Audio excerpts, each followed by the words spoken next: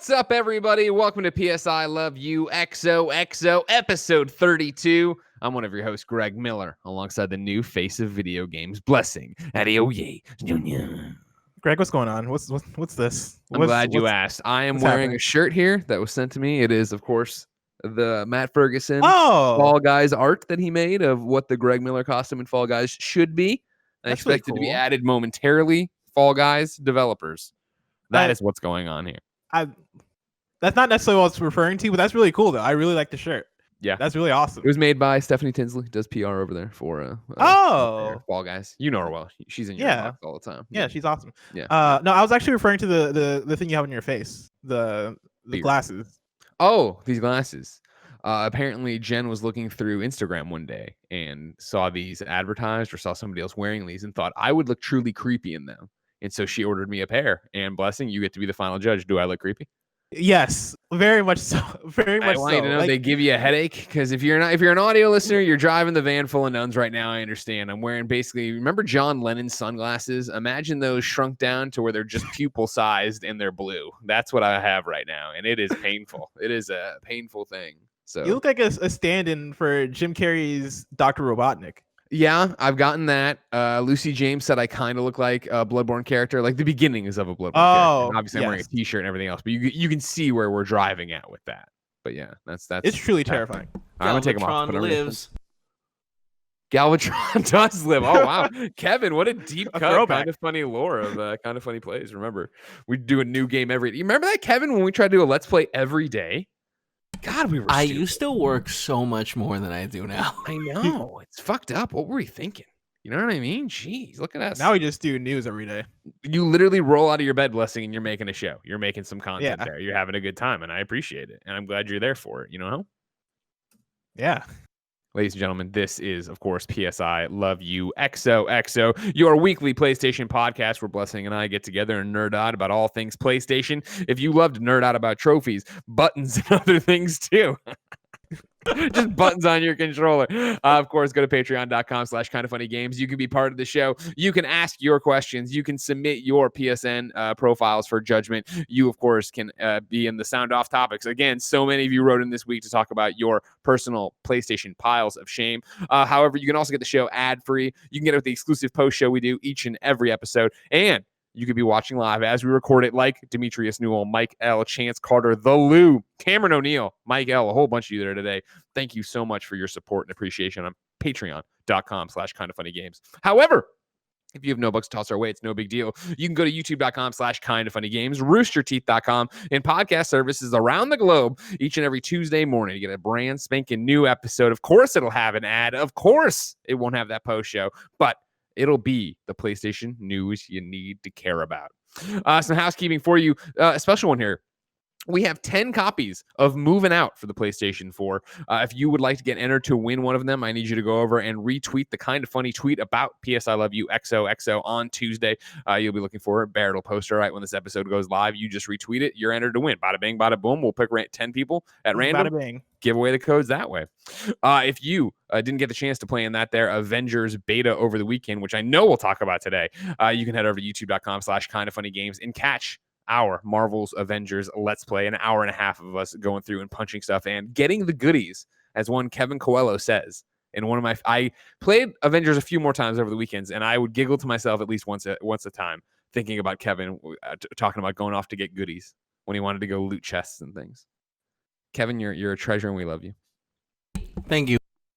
Also, Kevin, what are you eating? You said right when you sat down, you're like, we're going to get the show going. There was a little bit of a trouble with the YouTube. I really can't talk, Paul. I was on a phone call. But you can't. Okay, here's what I want you to do then. I'm opening up Slack. Right now. I want you just to message me in Slack what you ate, what you are eating, what is for lunch. I understand Paul is on an important phone call. Probably something to do with Cecil. Cecil got his paw stuck in a jam jar. How are we going to get it off? You know what I mean? Oh, no. That's clearly Cecil. It. Now, here you go. Kevin has messaged. His message is just gibberish. He just did the thing where he pounds on the keyboard and put random stuff in there. Kevin, as you're messaging Greg, can you also message me and answer the question? Has Cecil gotten like way bigger over the last however long? Because I swear to God, like Cecil was a puppy when you first got him. And the last picture I saw, he looks like a grown lion. Kevin, I'm going to interrupt real quick and ask you not to answer that because that is probably the stupidest question I've ever heard Blessing ask. Yes, Cecil was a puppy, so of course he's gotten bigger. What did you think was going to happen? Well, like you got him like a month ago, right? No, it's been longer than that. It was like beginning of quarantine. It's been a good 2 or 3 months at this point. Yeah, see, Kevin's telling me like, oh yeah, way bigger. How is Kevin giving you 50 pounds? Ask him pounds. what he's eating. Wow. He's going to get bigger too. You know what I mean? I think probably. Yeah, but like it's not been that long. Like how fast do dogs grow? Pretty fast. Puppies aren't puppies for that long. That's why you gotta cherish those years, because eventually you just get some fucking old wiener dog. Because like as a human, it took me like 18 years to get this tall or this short, I should say. Right? Like if Cecil keeps growing at this rate for a good like few years, Cecil's gonna be like Clifford the Big Red Dog. He's not gonna be Clifford the Big Red Dog. Eventually his thyroid's gonna stop and he won't grow that much.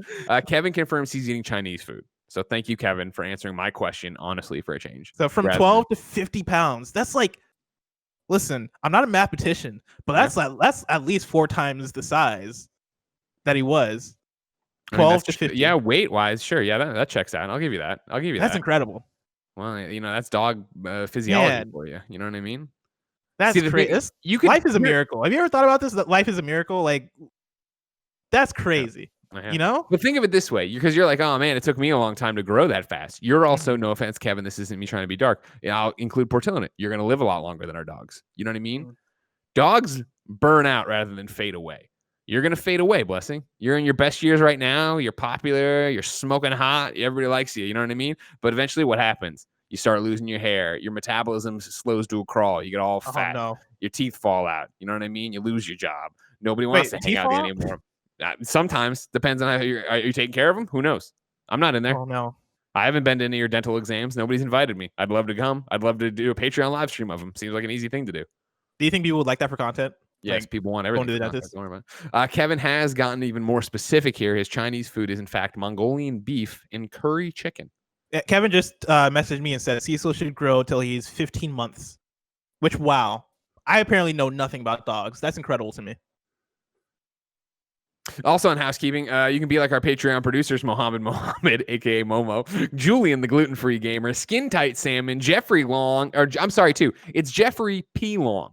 I saw we were corrected on subreddit by Mr. PP himself, Jeffrey P. Long, who was like, hey, they stopped saying the P, and then he tried to blame me and Tim for forgetting the P, and we never forget the P. What happened, I think, is that Joey left the P off when she went and put your name on there. So then he wanted to make sure everybody knew him as Jeffrey P. Long, but then on the subreddit thread, people were also like, well, they're going to call you PP now. And Jeffrey's like, I'm sure they won't, but here we are, PP.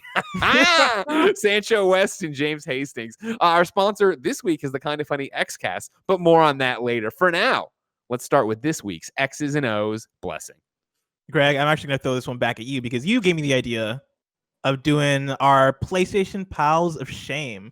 Sure. And I want you to give context for this because I'm not sure exactly what you mean by Pals of Shame, if I'm being honest. I appreciate that. Well, I think, as gamers, Blessing, we all have the backlog is what most people call it. You have that backlog of games you're going to get back to. Oh, I'll get back to that. Oh, I have it in shrink wrap still on the bookshelf. I'll get to it eventually. And in your heart of hearts, you're never going to get to it. And so we eventually get to a point where these are glaring black marks on your gamer permanent record. And I think, the best example of this is that when we were going through doing, when we were going through to crown the best PlayStation 4 exclusive of the generation, right? And we were doing the tournament, some of the things exposed us there. Where it's like, oh, well, I didn't play too much of this game. I had to do this. And that, of course, got people all fired up, all riled up. Your crybaby Tamor Husseins from GameSpot.com. They got to come off the bench about Bloodborne. They got to get out here and do all this stuff. But it raised an interesting question that even one of my picks I know got under your skin when I said it.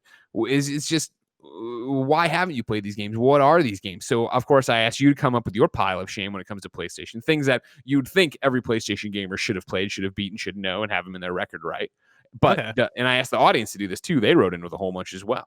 So that's the whole thing of like, what are the ones that when you want to talk, I'm not doing, I don't like you saw going around the internet the other day, like, we'll get your blank card revoked.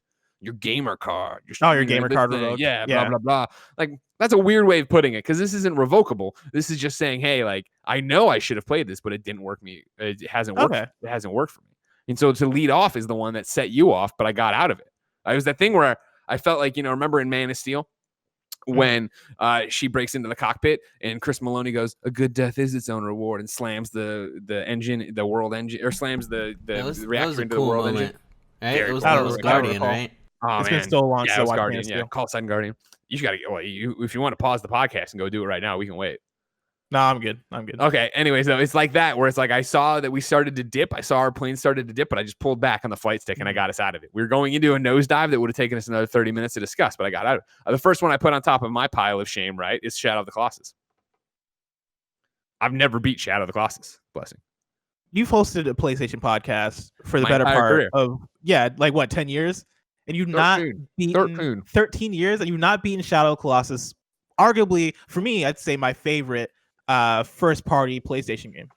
Yeah. No, I haven't. I've had multiple attempts because it was that thing I remember, of course, when all these people with their monocles at EGM were like, "Oh my God, Shadow of the Colossus! This game is unreal. This is a totally different experience." Blah blah blah. Facts. I had graduated college. I had my PlayStation 2 with the flip top because I had a smaller PS2 at that time. I think my other one had broke or whatever.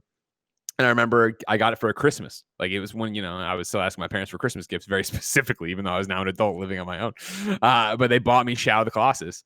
And I remember coming in and putting it in for like literally 10 minutes, 30 minutes and just being like, what is this game? This is boring. I don't like it. And I bounced. And I thought, what? No harm, no foul. It's 2005. I'm out of it. I guess maybe it was 2006 at that point. I'm like out of it. No big deal. Go to work at IGN, right? PlayStation team. People are obsessed with this goddamn Shadow of the Colossus still. I'm still hearing about Shadow of the Colossus all the time. But I'm like, you know what? I'm getting by just fine. Enough time is passing. I don't have to worry about it. What happens? They re-release Shadow of the Colossus on PS3. And I'm like, all right, you know what? Wait, have you played Eco? I played Eco more than Shadow of the Colossus, but I did not beat Eco because, again, that's a boring-ass game. So I was like, all right. What? Let's fucking do it. I'll do both of them. And I start them both on PS3 and don't finish either of them. Don't get very far in either of them. And then I'm like, well, you know what? I'm fine. Don't worry. It comes to PlayStation fucking 4. I can't get away from Shadow of the Colossus. It just keeps coming, Blessing, and I can't escape it. So on PlayStation 4, I install it and I play it for the first Colossus and then I walk away. I check my trophies on this. I check my trophies on this. I have one trophy on Shadow of the Colossus. It's for beating the first Colossus. And I'm like, all right, I've seen enough. Here's the thing about Shadow of the Colossus in 2020 now. Sure. Right now is a tough time to play Shadow of the Colossus because I'll fully admit that is a 2004 video game. Like that is a video game from the PS2 generation. And even with the PS4 version of Shadow of the Colossus, I think they remake it in the perfect way where they don't touch any of the bones of it. They only essentially replace the assets of it and make it a much prettier, more modern game from a visual aesthetic standpoint, and leave alone the controls. Because for me, part of Shadow of the Colossus, and this is gonna come back to, I've had multiple people be like, "Hey, Bless, I've heard you talk about Shadow of the Colossus. I went and played it, and I didn't like it." And I'm like, I understand because I get I get it because that game I think hit way harder when it first came out than today, where there have been so many different types of video games. Shadow of the Colossus, I'd say, influenced so many video games. I don't think we get Journey without Shadow of the Colossus. I don't even think we get like Breath of the Wild without Shadow of the Colossus, and plenty of other games that Ghost of Tsushima is another game I'd say that takes influence from Shadow of the Colossus. Like Shadow of the Colossus does so much with the presentation of it and the artistry of it and the minimalism of it that games have taken and have essentially ran away with at this point. And so in 2020, it is a lot harder for me to recommend that game than it was, let's say, in 2010 or 2005 or whenever the PS3 version came out. That said, I have had a few people come to me also and be like, oh yeah, I played Shadow of the Colossus for the first time and I got to the end and I was blown away. And I don't, if you were to play through Shadow of the Colossus for the first time all the way through, Greg, I don't know which side you'd come out on as far as like, is this going to blow you away, or are you going to be like, yeah, it was what I expected. It was boring. The other thing is Shadow of the Colossus, right, is it's not long. Like that was always the thing of starting these things up, starting up Shadow. I was like, oh, well, I can beat it because there's only, what is it, like 6 hours, something like that? Yeah, 6 hours probably. Maybe like 8 hours your first time, but that's because you don't know what you're doing. Yeah, exactly. And it's just never ever stuck. I've never been able to beat. And here's where it gets even crazier, because I know for a fact I have Shadow of the Colossus PS4. And I know that you don't care about trophies, all right? I know you want to be this white knight to everybody. You want to be up in your ivory tower, not caring about us pigs down here eating the truffles. PS3 version of Shadow Colossus doesn't share trophies with PS4 Shadow Colossus, does it? No, it does not. There are different versions of the PS4 Greg, game. The pig doesn't eat the truffles; it just finds them. Wait, so you're telling me this pig is trained to find truffles, finds them in what? Just fucking sits in front of them? Yeah, pigs are smart as shit. I mean, it's like a dog with cocaine, guys. Like they're trained to find the cocaine. They're not sitting there. Dog. You can train a pig. Not a lot of people do. Yeah, why would you train a pig though? To fucking find truffles. What are you, deaf? So Kevin, what does it do when it finds the truffle? It goes with that. Like somebody's with them and they dig them up and they sell the truffles.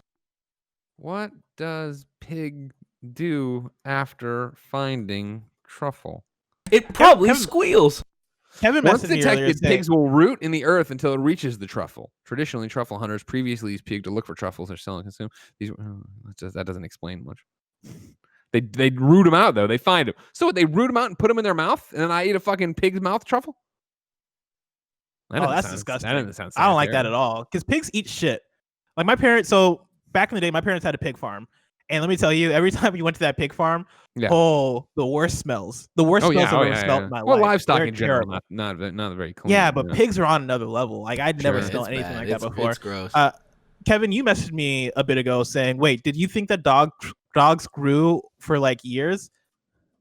I don't know what I thought, Kevin.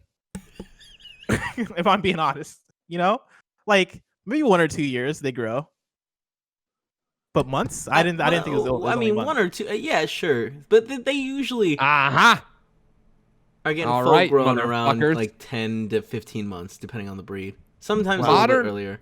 ModernFarmer.com has an article called "Truffle Hunting Has Gone to the Dogs." Dogs are much less likely to try and eat the truffle once they find it. So don't come in here telling me Porky Pig ain't over there eating them up, all right? Look, all I'm saying is if your pig's eating its fucking truffle, it's because you didn't do a good job training it, all right? Oh, yeah. So, there's 3 reasons they're going to the dogs. 1, they have more stamina. 2, they're easier to train. And 3, dogs are less likely to try to eat the truffle once they find it. Pigs are disgusting. They're tasty, but they are one of the best tasting animals. I can't remember where I saw this, but it was for the cows would hang out in the the little cow shed, right? The big old giant cow shed, and they would just shit there all winter. And farmer would just throw corn down every single day, and eventually, the pigs would come in and eat the shit. Yeah, they break the shit up totally. Yeah, that sounds about right. Pigs are disgusting. Tastes great though.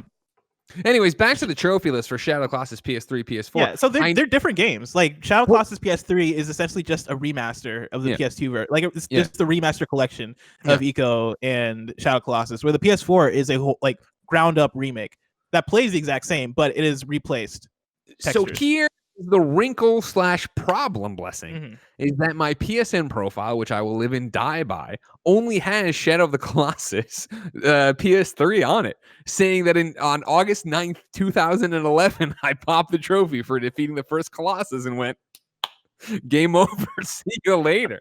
I know that I've installed Shadow Colossus multiple times on this PlayStation 4. I know. Have you not touched it? I know that I've seen the beginning.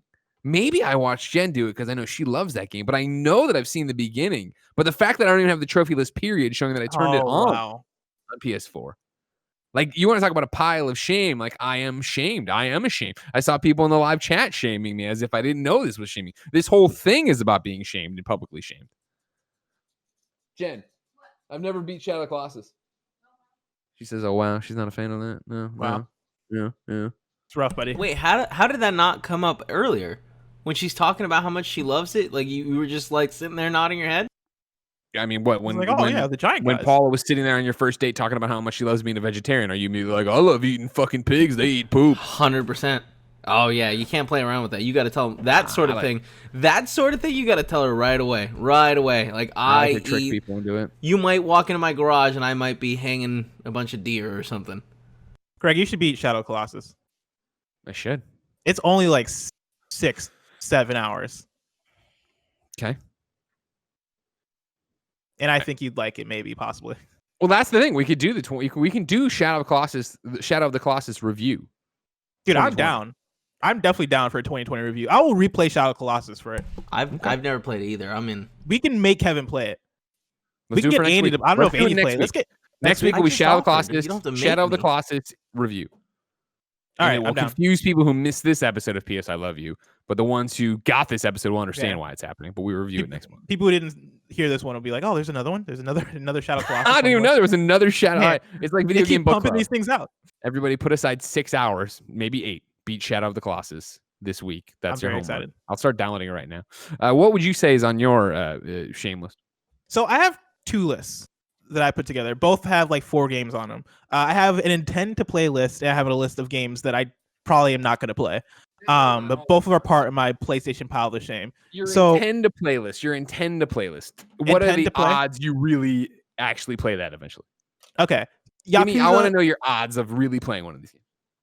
Yakuza / Judgment, pretty much any games in that franchise. Okay. I've really wanted to play these games for a long while. Yakuza, every time I see Yakuza, I'm like, that looks up my alley. Every time I hear people talk about Yakuza, I'm like, okay, this sounds awesome, right? JRPG, you're playing as a member of the Yakuza, doing all this crime shit. As somebody who likes JRPGs and somebody who likes, I love crime shit.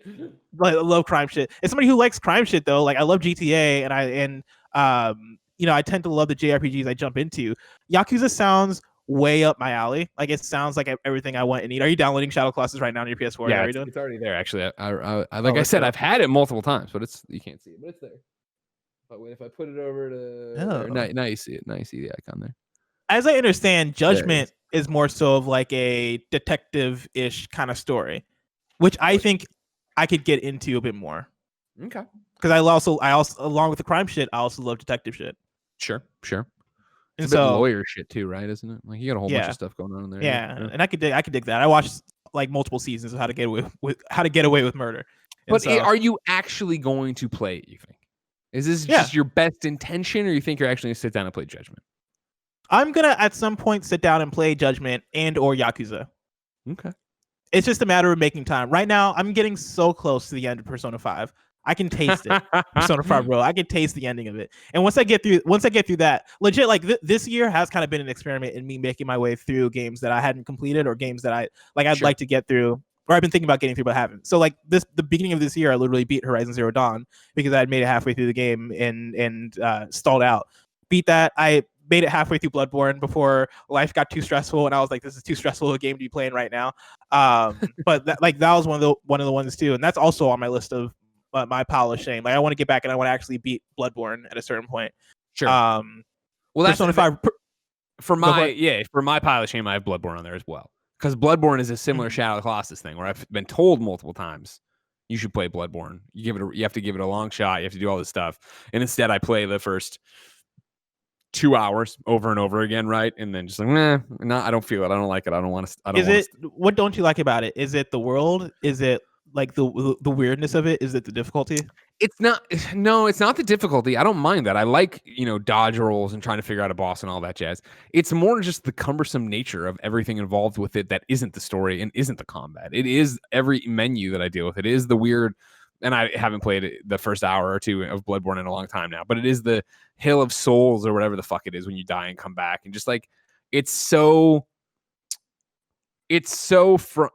trying to pick my words here not to be offensive, right? Like it's the kind of rigid Japanese game stuff that I don't like, where it is like there isn't a panache to it. That's this webbing that's putting it all together into this experience where it is very much these like hard shifts and hard changes. And it is like very much the things that are mashed together and, the words are stamped on the screen and the fonts are ugly. And it's just, it just doesn't have a vibe to it that I like enough to stick through it.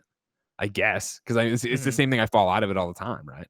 Like those. I feel like I fall in love with different kinds of games all the time, but there are not rules, but like my own personal preferences that rear their heads over and over again, right? Even like taking, with Persona 5, like I'm still have my notes and I'm all set to go, but like last week was pretty much completely off of Persona 5 because of Fall Guys, and then the weekend before was Avengers, and then this weekend was Avengers as well, right? Doing stuff with that.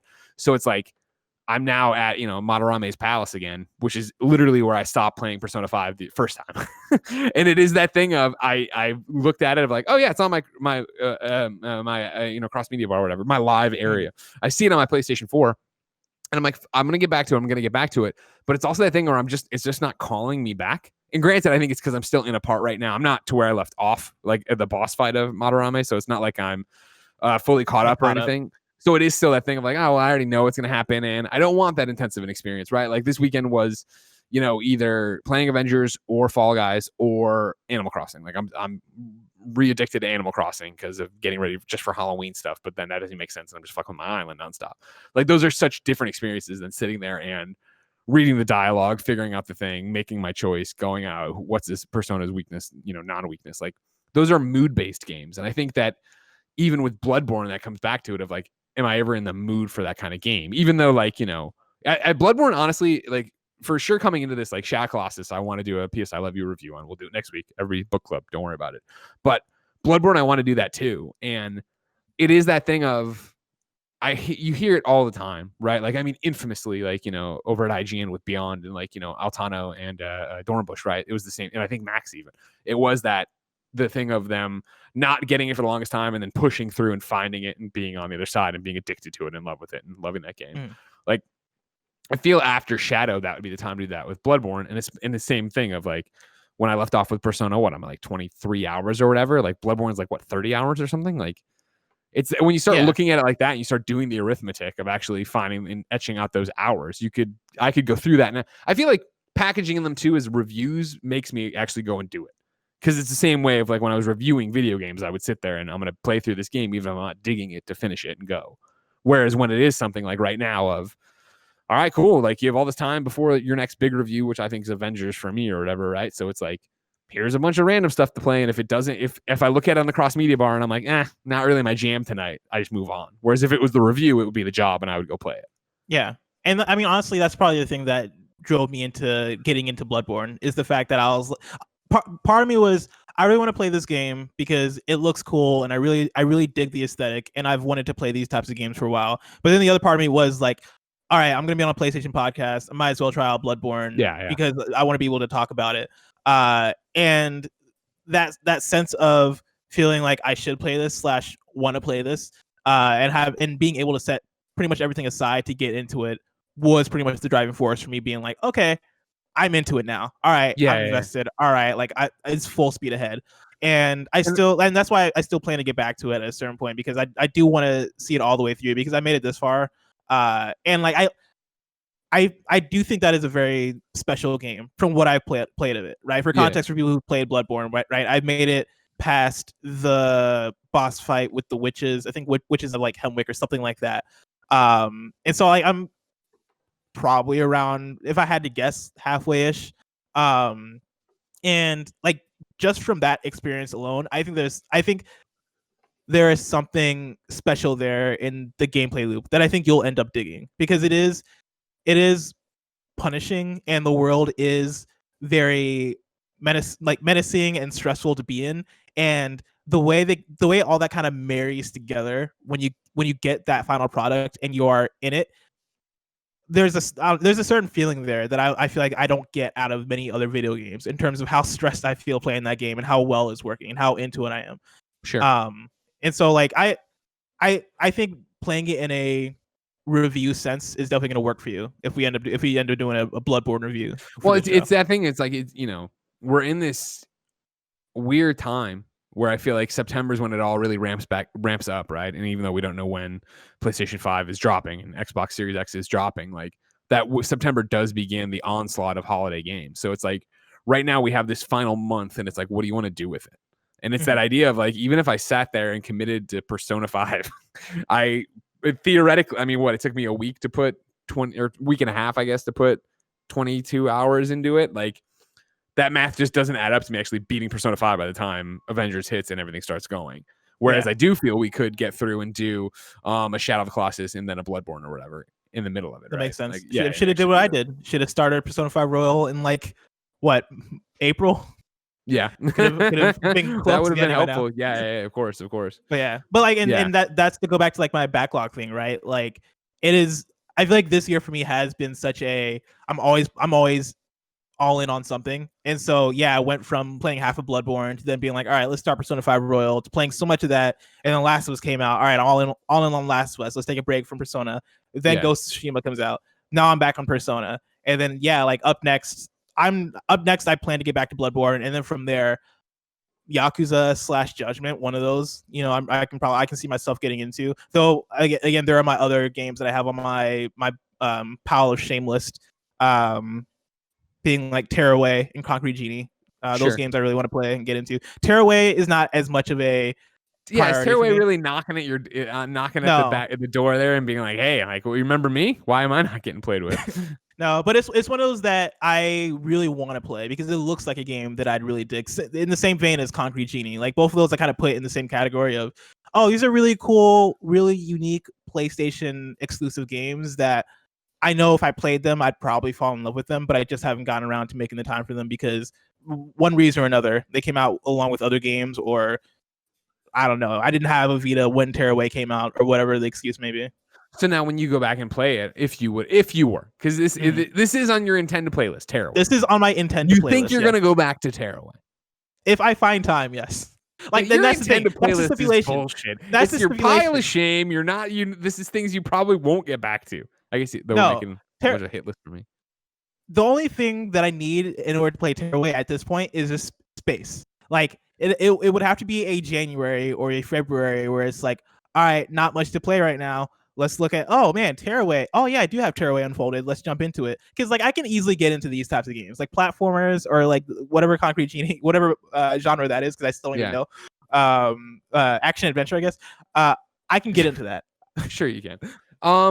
Ladies and gentlemen, as you know, it's COVID and nothing ever goes the way it's planned to go. So what's going on? So it's a whole thing. This thing was supposed to come around noon and work on our broken window here, but it didn't. But it sure did come at 2:30, which is when we're recording the podcast. So here's a word from our sponsor, and live audience is gonna have to chill while this gets fixed. This episode of PSILY XOXO was brought to you by the Kinda Funny Xcast. All right, let's have an honest conversation. Last week on PSILY XOXO, I guilted everybody because I was like, oh man, you can't let this Xcast do better numbers than PSILY XOXO. Tell your friends to come watch PSILY XOXO on youtube.com/kindafunnygames. And you guys took that message to heart, but you did it in a way I didn't want you to. Less of you watched the Xcast than so like PS I Love You won last week, but I don't want the Xcast to suffer. Let's keep the Xcast numbers high, but also bring up PSI. Like, everybody should have high numbers. You know, not that the numbers were bad on Xcast by any stretch of the imagination. It's just that PS I Love You fucking beat the pants off of you. Know what I mean? And I'm not saying, hey, like this is a console war. We're all here to listen to video games. You guys wanted more Kinda Funny content. You wanted an Xbox podcast. We gave it to you for a 6-week pilot program. And guess what?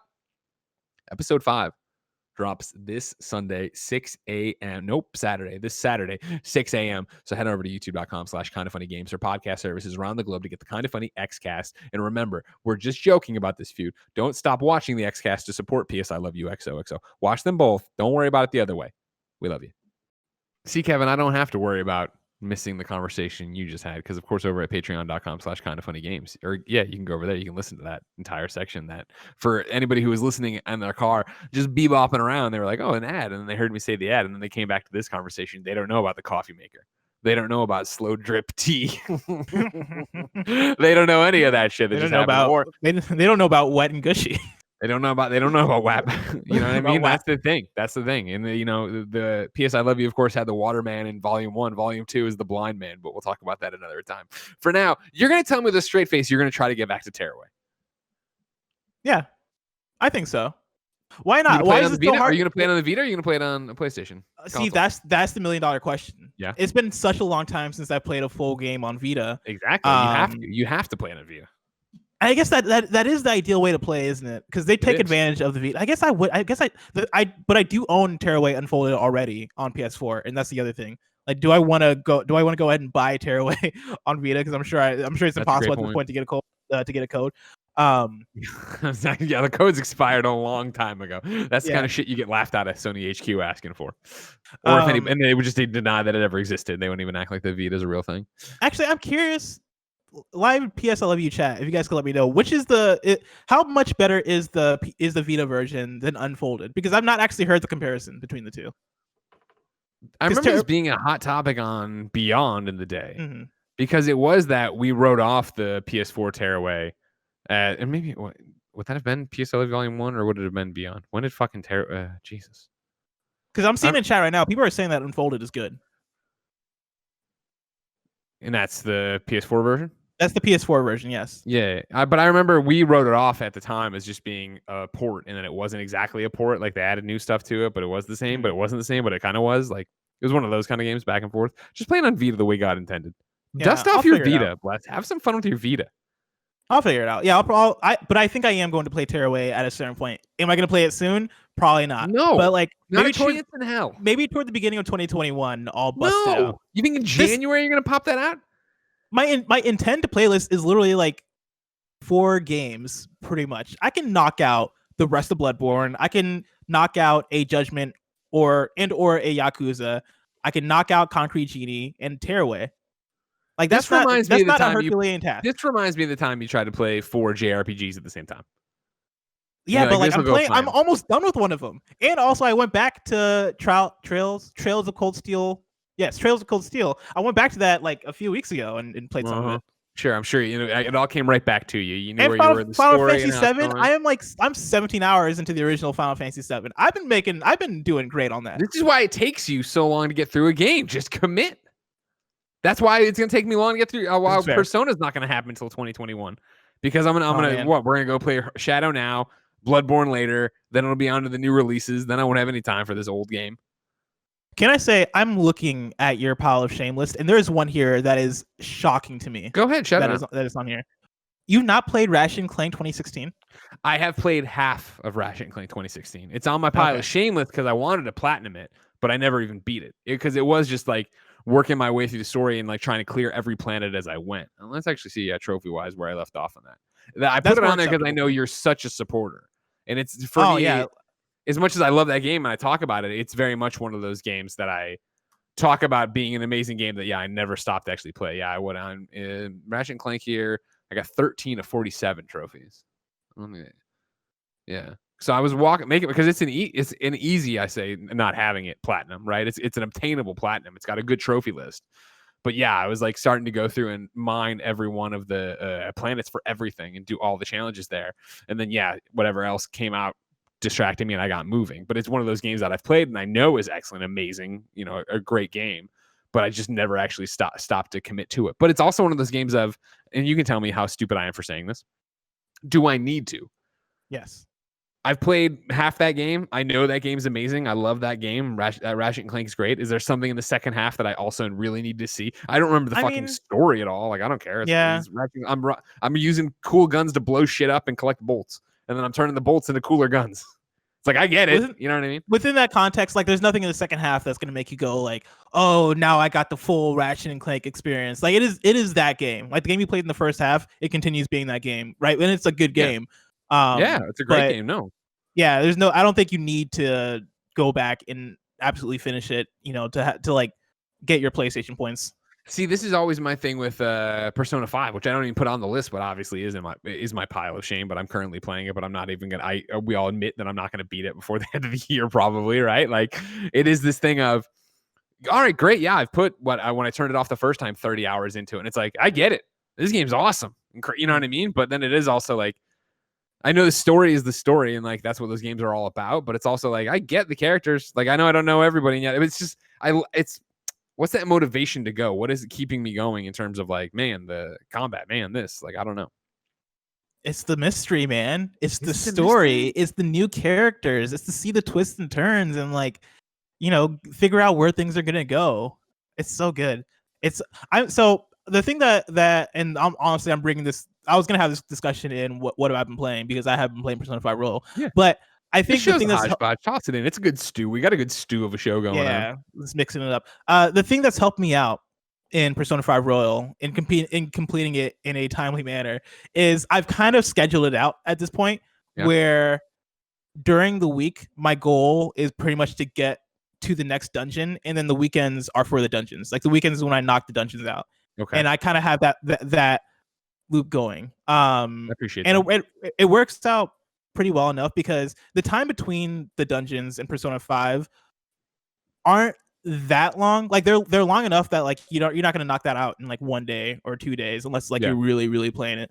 But like leisurely you can probably get to the next dungeon within a week and it not be a big thing. And then over the weekend, like a dungeon could take you probably maybe 4 hours, maybe 5 hours, and that is like 2 podcasts for me. Yeah, of course. And so I budget out that way, and I enjoy that way. How much? Yeah. So when are you giving yourself a deadline? What's your projected finish for Persona 5 Royal? Oh, that depends. I've asked people how much longer I have in this game, and I've been told anywhere from 20 hours to 40 hours, and I don't know who to believe. I've pretty much beat the last dungeon from the original Persona 5. Okay. I've beaten like that finale dungeon essentially, and so I'm basically staring down the barrel of new content. Stuff. Yeah. And as I understand, that might be 20 to 30 hours maybe. And so probably by next month, I'll have a beat. Okay. If not this month. Okay. And then one of your ones you had on here, you threw them together. Concrete Genie and Tearaway. Yes. What's your plan for Concrete Genie? Because you got to play Concrete Genie. I love Concrete Genie.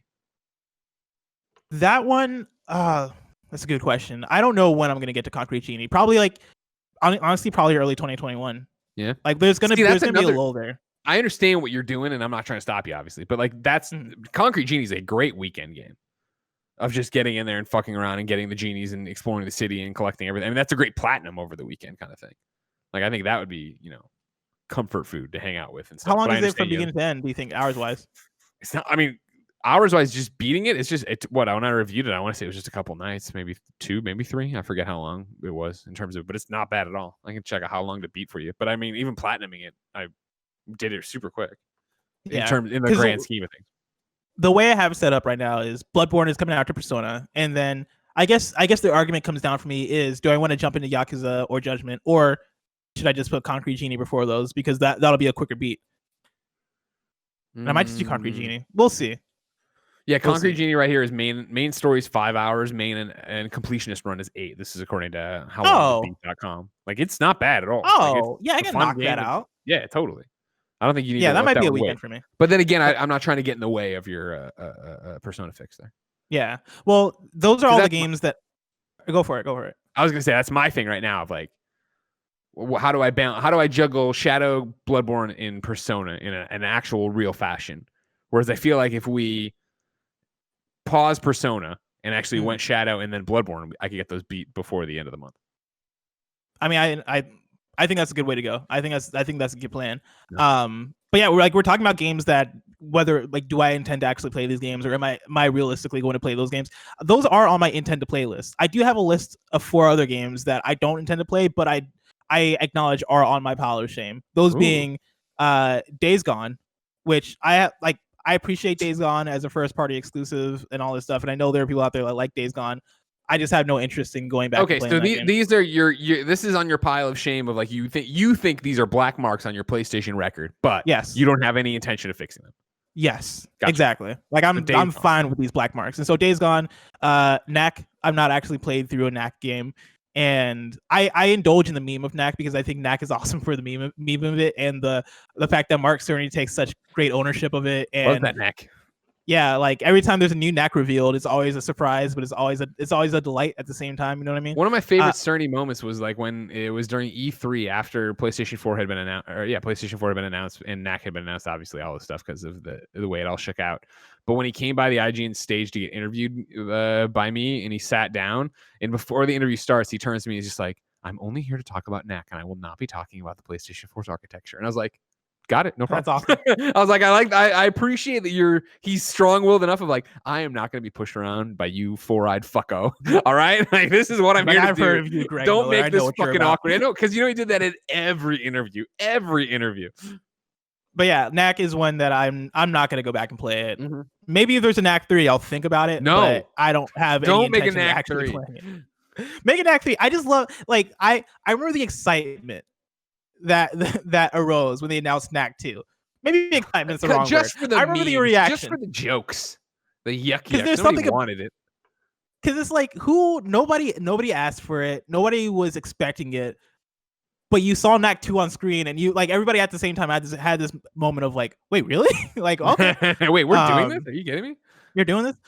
So yeah, Knack. The Order 1886 is another one that I've not played, and I don't have any plans to. And I know that game. I mean, that game reviewed fine to mediocre, pretty much. Yeah, I was gonna say mediocre. I don't know. And like I know though people had a problem with how short it was and all this different stuff. With which like if there's any chance of me playing this game, it's probably because of how short it is.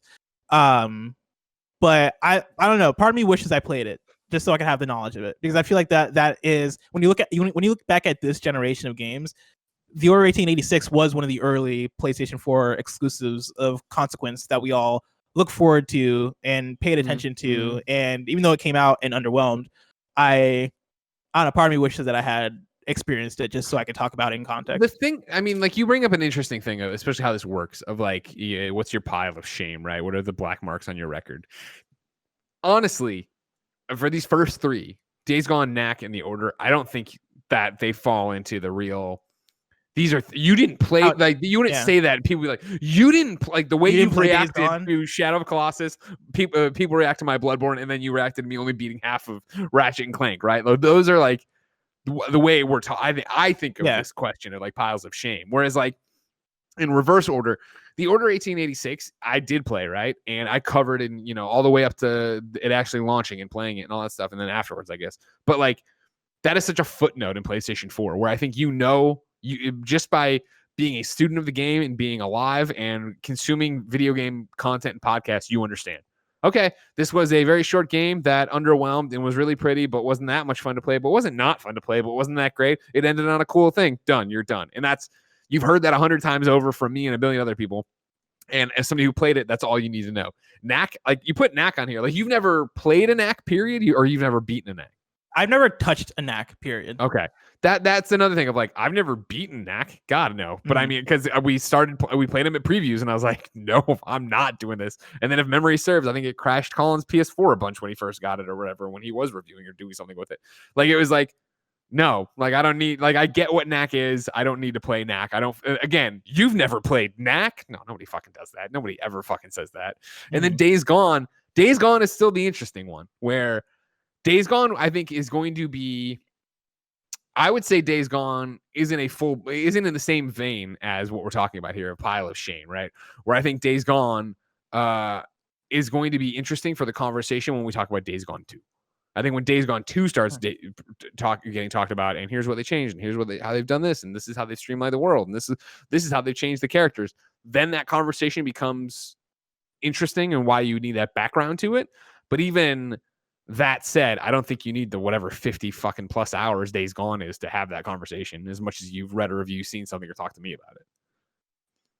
And then one more I'm going to add to the. I'm probably not going to play this, but I feel like this is more of a pile of shame one than the others. Is Jak and Daxter / Sly Cooper. Yeah. Those are outrageous. You should be ashamed of yourself. Yes, especially for me, who I pride myself in how much I love 3D platformers. Yet I've missed these two very iconic, very well known, talked about PlayStation 3D platformers. Mainly because I was a Ratchet and Clank kid during the PS2 era. I missed out on, and I like Attack and the Power of Juju too, which doesn't get talked about enough. But yeah, like I don't really have an intention of digging out a PS2 or PS3 to play Jak and Daxter or Sly Cooper. I'll play new ones if they ever come out. See, that's the thing, is that those very much fall into the way you were talking about Shadow of the Colossus, of like, man, I adored Jak and Daxter. Like I remember picking up the Precursors Legacy. I remember picking up 2. I remember getting 3. Like adored them. Sly, I never had the same affinity for. It wasn't until they did I played him here and there, but not like committed to him. And then it was I think I only touched him like rentals. And then when they dropped the collection followed by 4 is when I did more and played more of them. But I didn't beat those either. But it's the same thing of just like, those were moments in time where I don't think going back to them makes you go, oh God, wow, oh my God. Yeah. You know what I mean? At this point, it's such a history book thing where it's like, and I guess I'm not a film person, so it's a terrible example, but like going back and watching Citizen Kane or whatever, like as great as it was then, it's not going to have the same impact on you as it would in 2020. And the same for these games where I think, Jak and Daxter being such a straight platformer back in the day, and then to be followed by Jak 2, which was GTA and Talking Jak and all this shit. I was like, what the fuck? Like, those are on a different level. But again, like Ratchet and Clank, I think stands above both of them, right? In terms of like, hey, it's still going, it's still beloved, it did all these different things and had all these different sequels. And again, they keep making new Ratchets and Clanks, and they keep being fucking awesome. I got very lucky with Ratchet and Clank. I'll say you did as a kid with the PS2 that got Ratchet and Clank. I was how like, did you man, fall into Ratchet and Clank over everybody else? Was that like a choice, or was that just a blind birthday gift somebody gave you? I borrowed it from a friend. Like a friend had Ratchet and Clank, and I was like, oh, this looks cool. Can I borrow it? And he let me play it, and I played it. And I actually didn't. I almost beat it, but what happened was I got to the end of that game and I accidentally deleted my save data because I was an idiot kid, and it was one of those ones where like it was back in the day. And I had a TV that when I pressed the on button on my TV, it would take like 10 to 15 seconds to actually turn on. Yeah. And so in my head, I was like, I know the motions of the Ratchet and Clank menu. I know how to load my game without the TV actually being on. And so I clicked the button combination in my head that I was like, this will load the game, and ended up deleting the save. It was one of those hard lessons I learned of don't be an idiot. Yeah. So yeah, that's how I fell into Ratchet and Clank, and like I feel lucky that that was the one out of the three that I got. No offense to Jak and Daxter and Sly Cooper, but Ratchet and Clank I think is just a fantastic game and franchise. Naughty Dog and Sucker Punch have taken you off their Christmas card lists. They were like, I understand. You know, we are very offended that this is what you haven't gone back to play. The other one I only put 4 on my list in turn because you know I like your intend to play, which is a bunch of bullshit, and then of course you're not going to play what your thing, right? The only other one I put on there was Hellblade, Senua's Sacrifice, because if you remember, it's a tired story here that I got it, started it, was like, all right, cool, something's going on here, and Jen watched me play it enough, and it was right when she was during her forced unemployment by the U.S. government, and I went back to work the next day and came back, and she's like, I've been playing the game all day long, and so I sat there and watched her play through it and beat it. And so, like, I know how cool Senua is. Hellblade is, right? I know how special that game is, but I haven't had the personal experience of being on the sticks the entire way through. And I feel like enough times passed where since I wasn't there the entire ride that I'm like, okay, I don't remember the real nuts and bolts of it. And with the sequel coming up, it's alongside Shadow and Bloodborne, one that stays on the PlayStation 4 is always on that rotation. But I haven't sat down and been like, I'm committing to actually playing through this and being done with it. Yeah, that game remains as like one of my, I guess I'll say favorite games of this generation still. Like Hellblade Senua's Sacrifice, I think is just on another level in terms of the ways in which it innovates. Like it's great in ways that I think for me going into it were unexpected, where the first thing the game tells you is to play this game with headphones, and you see that all the time with games, but like the game really emphasizes that you'll want to play this with headphones on, and that's because the way they're going about conveying Senua's psychosis and the voices in her head, and using that as an actual gameplay mechanic where you're hearing the voices tell you like, you know, behind you, you know, right, left, and actually saying things that are discouraging you or encouraging you, and the way that all kind of comes together, I thought was really fantastic. Let alone stuff that they do visually, let alone stuff that they do with the story. Like I think you in particular will really dig the game. Totally. Like I dig what I played of it. It was just that I started it and I was like, okay, cool. Like it's not like I need to turn everything off and just play this right now. And so then I went to work the next day and then came home and Jen was obsessed with it, just watched through her, you know, her lens or whatever. So it was never that like, oh, this game isn't connecting with me. I don't like the combat. I don't like the world. I don't like the story. Like I like all that. It was just experiencing it a different way, which was incredibly rare. Yeah. We asked you, ladies and gentlemen, of course, for a segment we call Best Friends Talk Back to write into patreon.com/kindafunnygames with your pile of shame. You guys, as usual, did because you're amazing and you all come in and you write these amazing things. And I say, hey, can you do this? And you do it. And we'll get to that in the ad. Well, I guess we already did for X Guys. And it'll make more sense when you listen to the real show. Get Good Girl wrote in and said, Horizon Zero Dawn. I've started twice now, but just can't get back to it despite how beautiful it is. And it's forever in my pile of shame. Blessing, you just got this out of your pile of shame this year. Yeah. What worked for you? What was the motivating factor? Was it one of those you played long enough to get hooked into?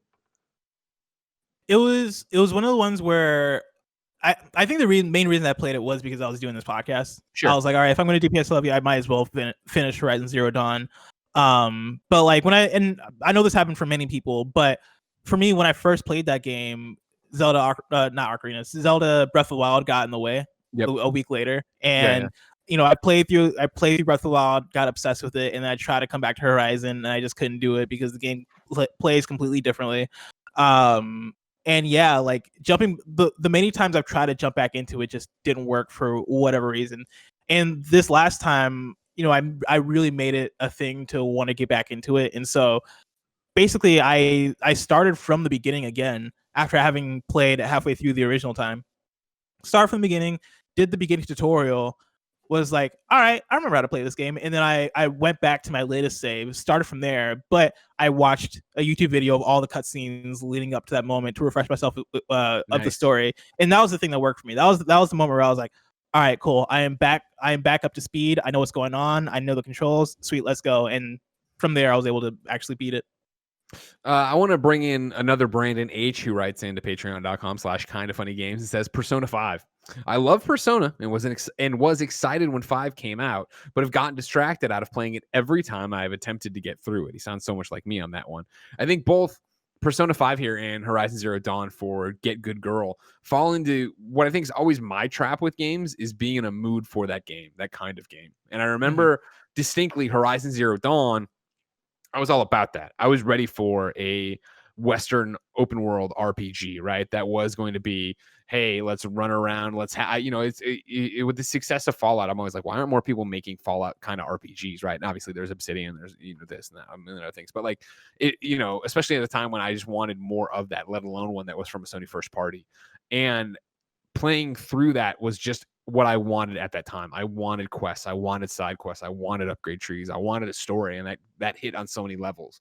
Whereas for Persona 5 with me, I remember the first time I was gonna say Aram, but nobody knows who that is. This guy from Atlas at the time, Aram, who now works at PlayStation. But when Aram brought Persona 4 Golden on Vita to IGN, and I remember playing that and holding that and being like, holy shit, like this is exactly what I want in the Vita. I want, I loved Persona 3. I want a new Persona experience, or not even new, but I never beat it on PS2 at the time. I want a new Persona for me on the go that I can play anywhere and get into and immerse myself on these train rides I had, right, every day to work at IGN. And now you get to Persona 5, right, and the struggle I have, similar to you, Brandon, where I just get distracted by things I want to play more. Like, I've always said on shows, like, I'm not a JRPG person. Like turn-based combat, I do not traditionally enjoy, and there are obviously examples to that, exceptions to that being Persona 4 for the or the Persona series up until right now. But for some reason with Persona 5, like whenever I sit down and I have that beautiful TV screen and stuff like that, like I want a more action-oriented gameplay mashed up with a story, right? Whereas I see games giving that to me in different ways, and so it's these weird things of if I'm not in that mood and there's something else that could pull me away, something else pulls me away. Does that happen for you, Blessing? How much do moods influence what you want to play? All the time. Like I think there are games that I'm kind of always in the mood for, and then a lot of other ones I just have to be in the right mood for it. And so like something like Persona 5, actually, weirdly enough, that's a game that I'm kind of always in the mood for. I found like it is very easy for me to jump into that game. And I yesterday actually had the moment where I was like, man, this is such a comforting game for me. I never really looked at Persona 5 as a game of comfort, but like, and I guess part of this might be having spent at this point 220 hours between Persona 5 and then Persona 5 Royal. But I get to the part where like I'm back in the cafe and I'm looking around and I'm like, yeah, man, I feel at home now. Totally. And this is actually after switching. I was playing the Avengers beta last night a little bit. I switched off of that, opened up Persona 5, got to the cafe, and I was like, yeah, no, this game feels like home for me more so than other games. But yeah, like generally, and it goes from game to game, but a lot of open world games I kind of do have to be in the mood for. Like I have to be ready to jump into that kind of experience. Like I think that's the reason why I for this list I mainly just did like the very PlayStation games on my list. But The Witcher 3 is a game that I played probably 20 something hours of, and I got to the mission where I had to like look for dandelion or whatever, and that was the point where I was like, yeah, I'm just not feeling it. And it's not like it wasn't like a thing with Witcher 3, and it like that Witcher 3 is a game that I would say is one of the best of the generation, one of the most impressive RPGs that I've played in terms of their questing and the quality of writing and their side quests and all this different stuff. But a game like that I definitely have to be in the mood for. Like RPGs and let me not say RPGs, open world RPGs, especially Western RPGs, I have to be very much in a mood for, along with like probably like arcadey 2D games. Like it really depends genre to genre. Yeah, I'm not alarmed. I think it's just where I'm at right now. Probably, coming off of Avengers Weekend, which we'll talk about and all this other stuff. But like today, sitting down and watching Cyberpunk was the first time where I was like, I don't like, this is amazing, and I know Cyberpunk's gonna be awesome, but it was like, I wouldn't want to play Cyberpunk today. If you know what I mean? If I had all these, and I'm not saying I'm not going to play Cyberpunk. I fucking can't wait for Cyberpunk. Cyberpunk looks awesome. But it was that thing of watching it and the gunplay and all the stuff where I was just like, I wouldn't be in the mood to play this right now. This wouldn't be, now granted, that's ignoring the story and everything else that sucks me into games and the customization and yada, yada, yada.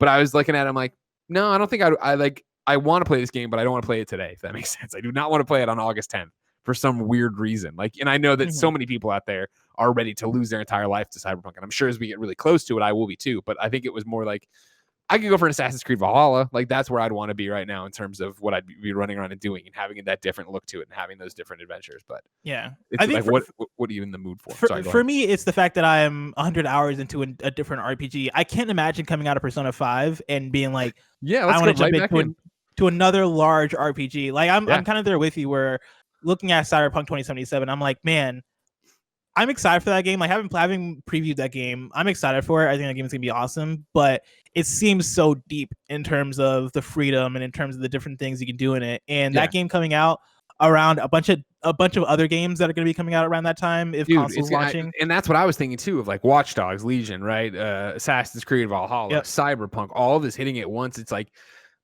all three of those games I've previewed, or like Miles Morales, like The Pathless, Bugsnax. There's gonna be so many games. Halo Infinite. There's gonna be so many games that are coming out in that launch month that are gonna be battling for our attention. Yeah, and that's I think interesting when you get to that point of like, what is your order of operations? What is your priority, right? And out of what you just said, of course, for me, it's Miles Morales. Like, that's right to the top of the list with a bullet, where it's going to stop the progress on everything else. And then as you start going down, it's like, well, today would be Assassin's Creed, but maybe when I actually get my hands on Cyberpunk and start building out a character, it'll be Cyberpunk, at which point I would not be touching Assassin's Creed. As I say all of this, I was so fucking impressed with Watch Dogs Legion. Watch Dogs Legion continues to fall down that list because I think, Assassin's Creed and Cyberpunk are more exciting than even Watch Dogs, which sucks for Watch Dogs because that is a game I really want to play. But if it gets buried at launch, what the fuck's going to happen to that studio and those people working on that game, that franchise? Right now, if you handed me Miles Morales, Deathloop, and Cyberpunk, and you're like, hey, you can play these 3 games, I would probably play Miles Morales followed by Deathloop, followed by Cyberpunk. Wow. And that's mainly a mood thing, right? And that's mainly me being like, Cyberpunk just seems really deep, right? And that's a game I want to save for when I have time, when I want to devote all my energy to it. But yeah, dude, it's a busy fall, saying the least. Travis H wrote in and said for his PlayStation pile of shame, PlayStation VR, all of it. I want PSVR really badly, but after being hesitant at release, a perceived slip in software that I was interested. That's what he says. And now budgeting to pick up the PlayStation 5 at launch, I'm in a weird place with picking up PlayStation VR.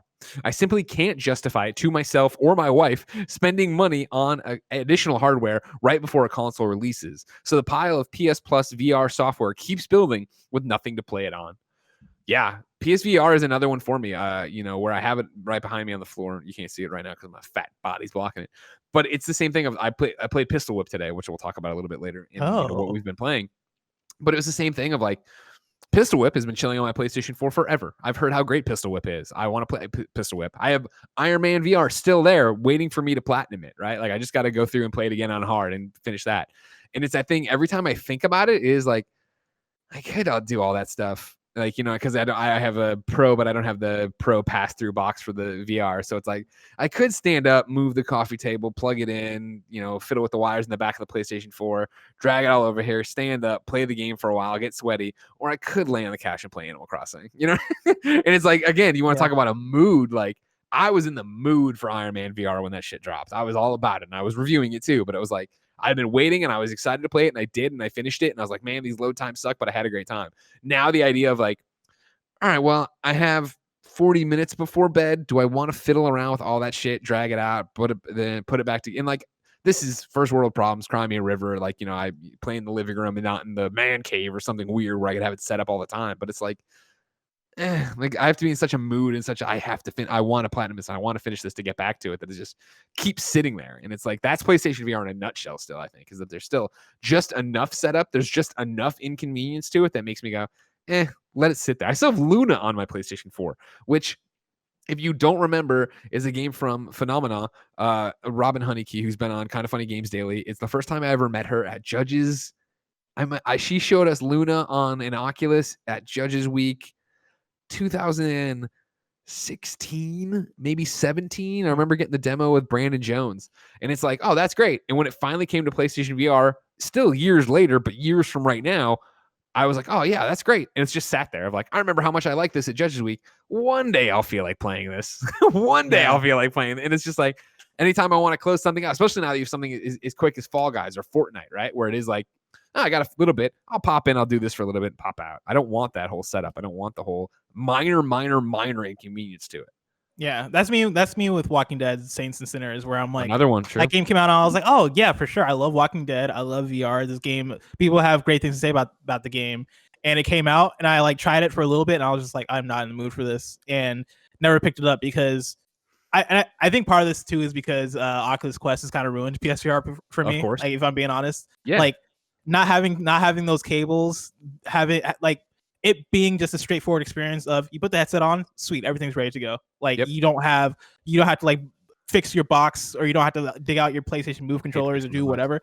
It is such a straightforward, all right, you're in it, boom, like everything's at your disposal kind of experience that like and I think I enjoy the tracking better on Oculus Quest. Like it makes it really difficult for me to actually pick up the PSVR now to want to play something.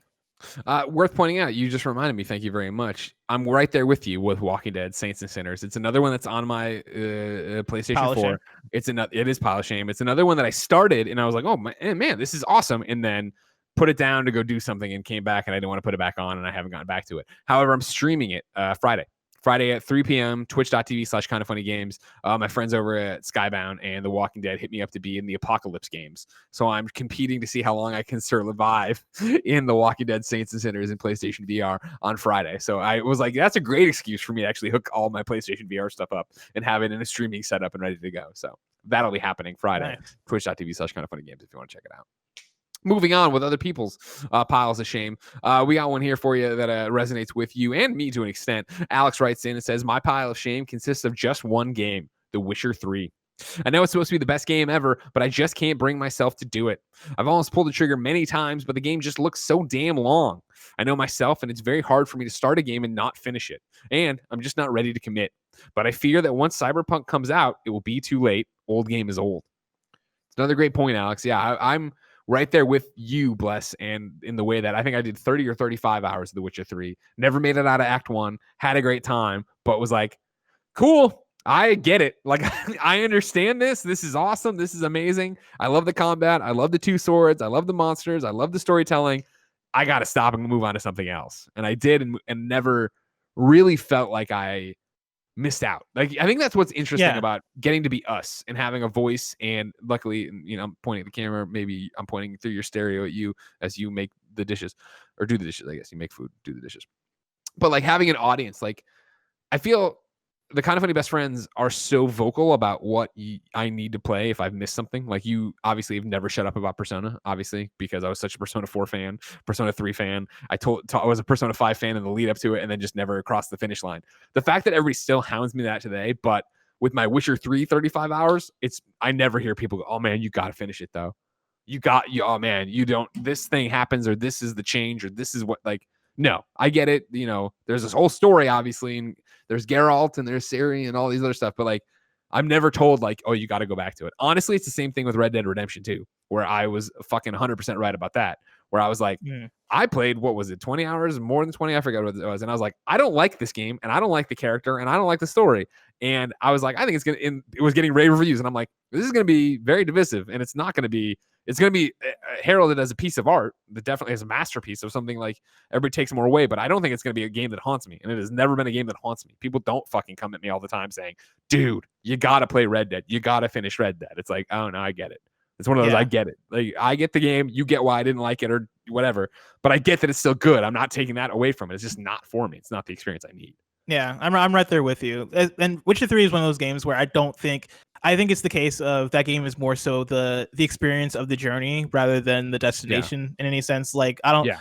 I'm sure there are some great things that happen in the story later on, but that's not really the takeaway from The Witcher 3. I don't think. I think the takeaway is like, oh yeah, the writing across the board in the game is great, and oh yeah, like the questing across the board is great, and the world building and the visuals, like the open world, how like detailed it is, right? Like when you see the light, the lighting peer through the trees and stuff like that. Like Witcher 3 is such a I think beautiful and beautifully created game that for me, in my however many hours of playing it, I felt like I got all what I needed from it, which I think is fine for that game. And with Red Dead, I'm right there with you too. Of like, I made it. In like chapter 2, I want to say, like halfway through chapter 2, I think I made the realization that for me, as somebody who's such a big fan of Rockstar and such a big fan of their games and how they do things, I was like, I don't know how much longer I have with this game because it just isn't appealing to my interests. And so many people hit me up and they were like, hey, just make it to chapter 3. Like, that's where things pick up. I think you'll like chapter 3. Got to chapter 3. Beat chapter 3, got to chapter 4, and I was like, all right, I gotta put this game down at some point. Like, I cannot beat this game to prove to myself that I'm not into it. That's the worst, is when you know it's not clicking for you and people are like, oh, we'll keep going. I'm like, but it's not, because that's not like the thing with Persona, right? Like, it's not that Persona doesn't click and that's why I haven't finished it. It clicked. I get it. I love Persona, but it's just like, at the times, I don't feel the hooks to pull me back to go do it. And that's not insulting it or the storytelling of it or the world of it or anything like that. It's just like, no, the game's great. The Witcher 3 is great. Like, I could have, in a different world, totally sat there and played everything and done every quest and done all the stuff. But I was like, I got it and I moved on. And it's so hard, especially with time and passage of time, to sit there and enumerate what is different about it. But it was always the joke, right? Where I'd be like, I'd say for like Persona 5, oh man, I just don't have the time to play it. But then I'd put up like, my Assassin's Creed Odyssey save at 130 some hours, right? And it's like, there's something different about the way combat and world mechanics work in Assassin's Creed that make it more inviting to me and make me want to live in that world in a way that I don't want to live in the Persona world, or I don't want to live in the Witcher world. And I'd have to sit them and play them back to back and do a whole analysis of it. But it's just the fact of, I don't know what it is. The way it is of dropping into Assassin's Creed, the way that the combat flows in Assassin's Creed, the way the stories and missions are shorter in Assassin's Creed. I don't know exactly. The fast travel, the video game-ness of it. Well, like that game, I think speaks to you the same way that Persona 5 speaks to me. As like playing Persona 5, I'm like, oh, this feels like home. I'm sure part of it is Assassin's Creed Odyssey is your home for a video game. Whereas like I feel like I can always go back to this. Totally. And it's, that's a great way to put it, right? Because we all have those games where something speaks to us, whether it be for me, Odyssey or DC Universe Online, which is a different ball of wax. Because obviously, every time I try to go back to it after years off, it's like, well, they've changed everything and now I got to relearn it and stuff. But it is that idea that I always said of like, I would, in a different life when, DC had launched, only have played that ever. Like, you know what I mean? Like, if I wasn't working at IGN and I was on the outside, I would have been a DCUO streamer kind of thing. Because that's the kind of game I want to exist in. And that's exactly what I want to do with it. I got one from Groovy Muse, who writes into patreon.com/kindoffunnygames and says, what's at the top of my pile of shame? God of War 2018.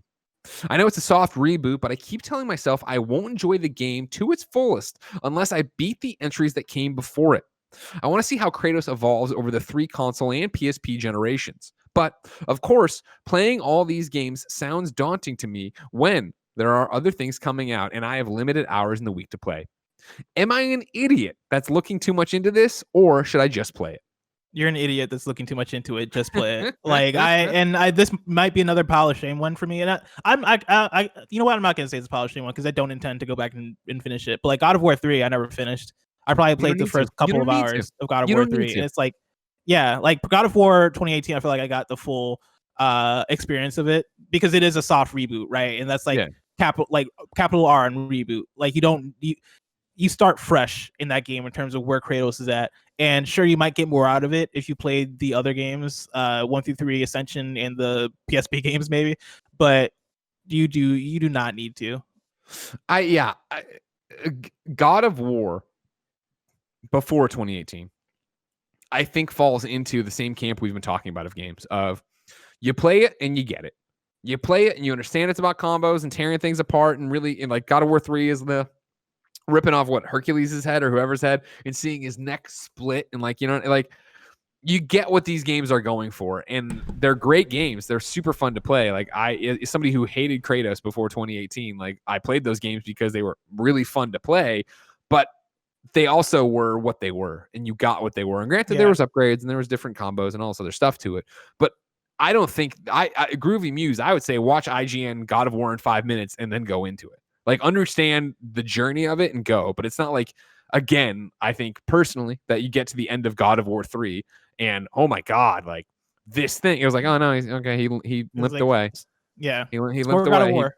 Yeah, exactly. He beat it, and this is where we're going with it. All right, cool. Killed somebody. Yeah, I don't think you need to worry about it on that level. I think you should jump right in, because in the opposite of the games we've been talking about, saying like, oh well, 20 hours in, 30 hours in, you understand what the fuck the game is and where you're going. God of War 2018, I think, is one of those games that grabs you at the start and doesn't let go. And I do think at the end there's a payoff to everything. And like throughout it, there's these payoffs to storylines and beats and characters you've met, along with really engaging combat and really engaging gameplay, and the pull to explore and the learning the world. Like there's so much going on in 2018 that I think that Stem to Stern is a great game, and that one is one you need to see through to understand more of the power of it, like that journey they're on. In this way, it was directed, I guess, with the handheld. Agree, Blessing? I agree. I heard Kevin's button, and I was very concerned that something was about to pop off. I didn't acknowledge it. I'm sorry, Kevin. What do you got for me, Kev? I think it was Helio or maybe Apollo. I can't remember which one. Oh, that does sound right. You're right. Yeah. Kevin, did you play God of War 3? Were you like a big God of War person? I really enjoyed them, and I think I did, but also I don't remember. Yeah. I don't know if I played 3. Fair. Or maybe I just played a little honestly, bit of 3. they all kind of mold together. Like 3 was big because it was on the PS3, but yeah. Like I don't even think I touched. Now that I think about it, I forgot God of War Ascension was a thing. Yeah, and I don't think I played that one. There's no reason to remember God of War Ascension. Don't worry about it. Not even the multiplayer? No, definitely not the multiplayer. If you remember, that's all I remembered from that game, and I was like, hey, were you even Kratos? Was there even a single player? And everybody's like, yeah. I was like, oh Jesus, I don't remember that at all, because nobody gave a shit about it. Don't worry about it. We're gonna end with Evan. All right, Evan wrote into patreon.com/kindoffunnygames and says, the franchise sitting atop my pile of shame is none other than Metal Gear. Terrible. I have never played any of the Metal Gear titles. Terrible. At which point I'm like, no, I get it. Metal Gear's not for everybody. I get that. This is where it gets fucked up. This is especially shameful for 3 reasons. I own all of them. I consider myself a fan of stealth games, and Death Stranding was one of my favorite games that came out last year. No, Evan, you should play Metal Gear. I don't even know where to start telling you how fucked up this is. Again, if you ask me, one of the greatest, not the greatest video game franchise, Metal Gear Solid. Take it to the bank. It's amazing. That's a fact. I don't want to argue. You know what I mean? It's incredible. One of the greatest stories ever told. Not even just in video games, this period. One of the greatest stories ever told. You thought it was the Bible. Nope. Yeah, you thought it was the New Testament? Oh man, no. Let me tell you about Snake's Testament. There's several snakes, but we don't want to ruin it for you, Evan. Yeah.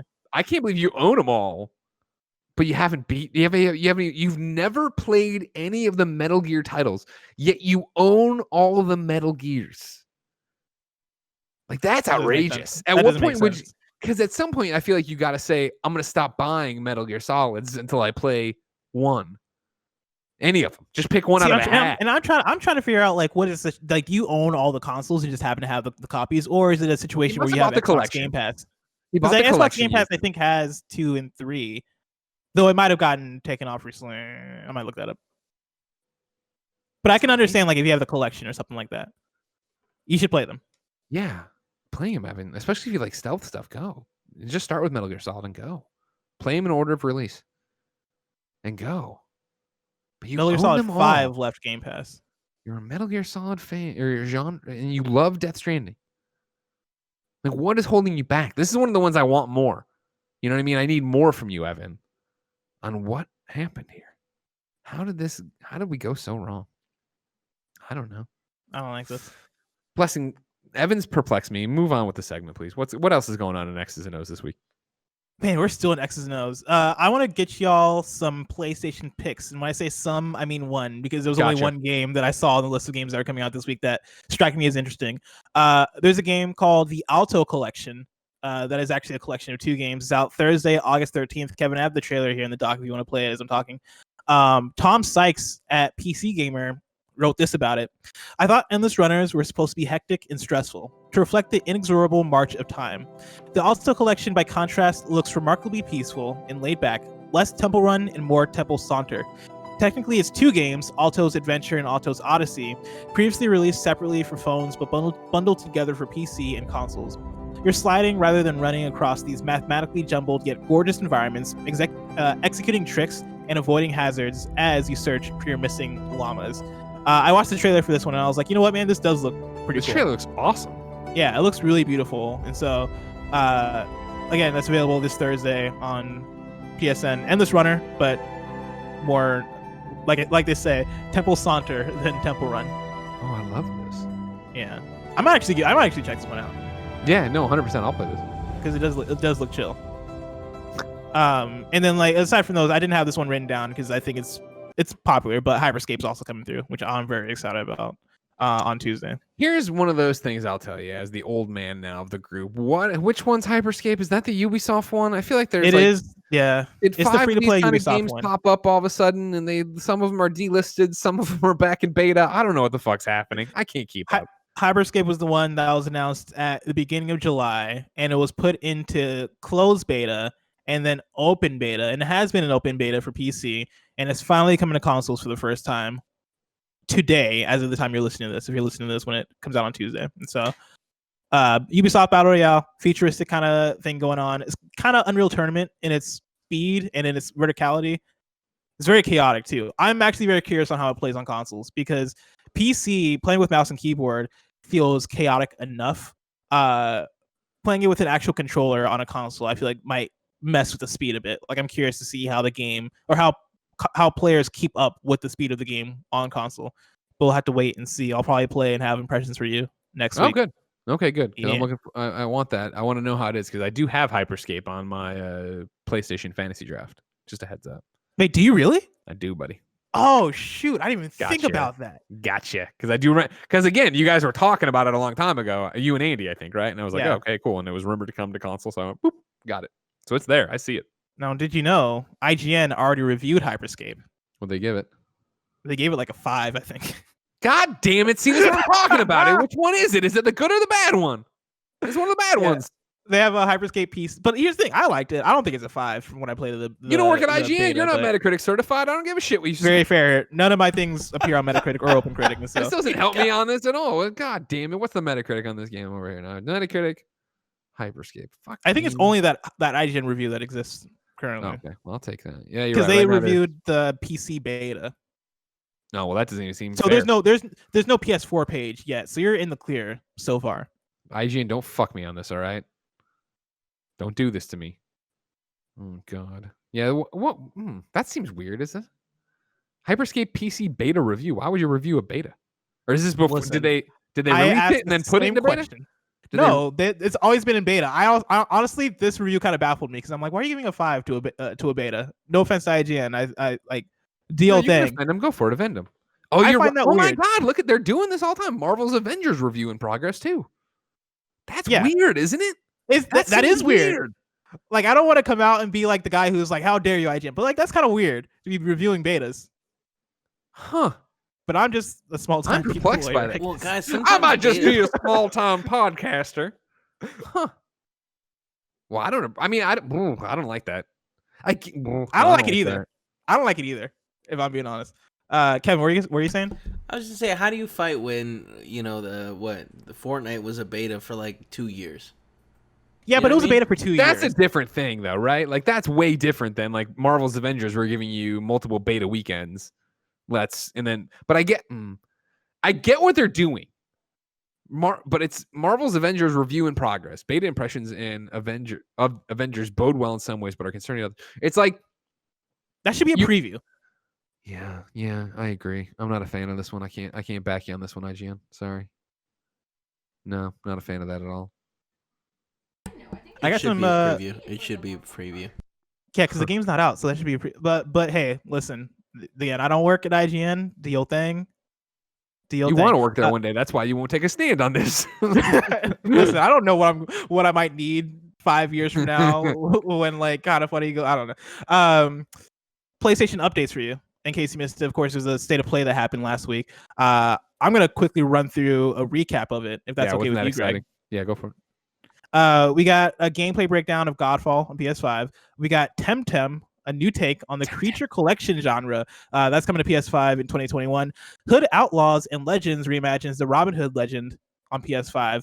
The Pedestrian, a 2.5D puzzle platformer, is coming to PS4 and PS5 in January 2021. Auto Chess launches on PlayStation October 4th. Control's AWE expansion shines light into new mysteries on August 27th. Vader Immortal, a Star Wars VR series, comes to PSVR on August 25th. We got a deeper look at some Bugsnax gameplay, and it looks like it's first person. An indie 2D/3D cyberpunk RPG, Anno Mutationem, is coming to PS4. Eon Must Die is coming to PS4. Possibly. I added this in parentheses because this is very important to note. It is possibly coming to PS4 because this is the one that had all the controversy after the trailer was shown. Well, it's still coming. They just fired everybody and stole their work, right? Yeah, but like, I don't know, man. I'm curious to see what happens to that game. We'll see what happens to that. All right. Genshin Impact hits PS4 this fall. Braid Anniversary Edition was announced for PS4 and PS5. Hitman 3 is adding PSVR support for launch in January 20. I very much freaked out about it. I'm still very excited about it. And then a new inverted mode, playable characters, and more were revealed for Crash Bandicoot 4. It's about time. Which looked cool. I hadn't paid much attention to it, and I thought that was actually a really good demo that I was like, okay, you know what? I want to try this. Yeah, no, that got me a little bit more excited for Crash Bandicoot 4. I'll say, right after that state of play, I think I was very, not underwhelmed, but I guess whelmed. I was just like, all right, cool. That was a state of play. Looking back at the list of things they announced, I'm like, all right, a little bit better than I think I had considered. Like seeing it all laid out. Still not exciting, but cool. It was cool to me. It was a bunch of announcements. You know what I mean? Like it was fine. You know what I mean? Like you put out your final note here is, was this state of play enough? I don't know what that question even means, right? Because like this state of play was something that happened and announced a bunch of game release dates and gave teases and stuff. Cool. Vader Immortal has a release date for PlayStation VR. Awesome. We see what Bugsnax actually looks like. Cool.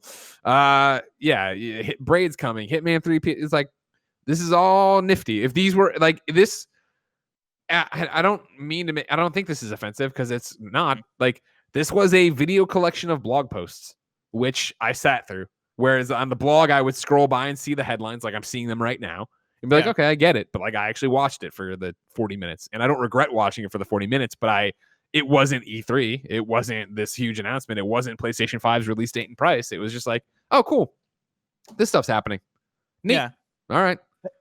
To the question of, was this state of play enough? I think the reason I even asked that is, are we fine with state of play being this?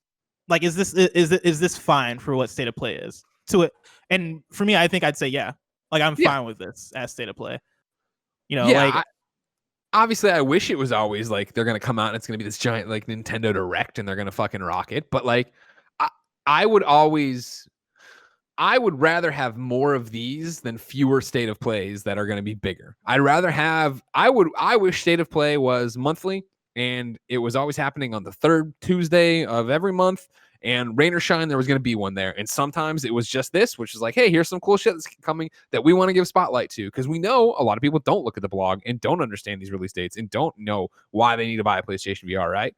And then every fourth one of them is, guess what? Here's your first look at Last of Us, or, you know, whatever, something you'd be interested going forward, you know, but like Horizon 2. But like the akin of what we've seen of state of play before, where in 2019 state of plays were anchored more with like, here's a big announcement. Here's something that is going to get you hyped. Like, here's Last of Us 2 gameplay. Yeah, Last of Us 2, Ghost of Tsushima, even Iron Man VR, like VR stuff they were catching off guard with, Resident Evil, like state of plays before had like an anchor to them, where I feel like this one doesn't have an anchor. Crash was cool, but it wasn't like, holy shit, that's awesome. Like, I need to, you know what I mean? Like, it was just like, here's something's happening. Great. Like, I'm down for I miss core. I'd be down for a monthly core again. I'm just like, here's a bunch of shit that's going on in PlayStation. Awesome. Let's see it. Let's go. See, what you're describing to me is what Inside Xbox is. And I feel like that doesn't get as much excitement as a State of Play or 100%. A Nintendo Direct. And I think, that kind of comes down to the balancing act of, all right, how do we make this exciting but also make it consistent? State of Play hasn't necessarily been consistent by any means over the last couple of years, especially this year, where I think this is our first proper State of Play that isn't focused on entirely one game. Because we got our Last of Us one, we got our Ghost of Tsushima one, and I think aside from those, like, this is the only other State of Play we've gotten this year, if I'm correct. I think so, right? With the whole like lady talking and the windows going by. Yeah, and like for us to not have a State of Play over the course of the last year, and then finally, or this type of State of Play, and then finally it returned with this one. I don't like State of Play hasn't necessarily been set up to be Nintendo Direct to where the audience expects something crazy every time. But I don't know. I feel like there's a balance there in terms of, all right, like how do you keep State of Play exciting? Like when you announce a new State of Play, how do you keep that something that for us as the gaming audience or as the PlayStation audience, we feel obligated to tune into? Like again, Nintendo Direct has that because like it's always, not always, but usually there's something there that's exciting, unless they tell you that, hey, there's nothing exciting here by calling it a partner showcase. And that's the thing, is to PlayStation's credit, like they did tell us what this was. They're like, hey, no new PlayStation 5 info. It's just going to be updates on things you already know. Some looks at other games for PlayStation 4. Cool. Like I think expectations were set correctly for that in terms of nobody came in expecting the release date. Like, you know what I mean? Like if they're going to be upfront about what it's going to be, great. But I do think that State of Play has this identity crisis. And it's also a question of like, did they expect? We've had this conversation before. Did they expect State of Play to continue? Was that a 2019 initiative to get ready for this giant year of 2020 of PlayStation 5 and Ghost and Last of Us, and then a pandemic hits and you have to change everything? So you bring this back in and you start doing the digital showcases, which aren't exactly State of Play, but they start getting lumped in the same. Did they? Did the success of what they've done before prove to them that? Cool, like we don't even need to have a branding for it, right? Like it can just be, hey, here's the Ghost of Tsushima demo we're giving you. We're going to give you this giant, look-see and not have to call it a State of Play. A State of Play is this magazine windowed. Here's the different segments and the different things we're talking, trailers we're dropping. It can be smaller. And then when we do have something to say for PlayStation 5's next big beat, it is just, hey, we're doing a PlayStation 5 showcase. Come see it. They can just call them whatever they want. They don't need to worry about like, this is such a YouTube problem of like being a channel and like kind of funny where we want everything to go into the same buckets, into the same playlists. Like, what the fuck does PlayStation care? Just call it whatever the fuck you're gonna call it and put it out and let people see it and freak out about it. You're gonna get a gajillion views and people are gonna go buy it. Who cares? That said, man, Hitman 3 adding VR support. I meant to clip it out and I forgot about it. I got to try to remember to go back. But yeah, we're just like, what? At this point, what else could they show me to get me excited? And then immediately they're like VR and you flip out. I was like, oh, because I can't. That sounds like such a cool thing to me. The idea that you're going to be able to like explore these exotic locations in VR and like be stealthy and put on different outfits and fuck around in these systematic worlds. Oh, give it to me. I want it so much. I'm so excited. But yeah, like there are quite a few. I think this is one of the ones where there's going to be something for somebody here.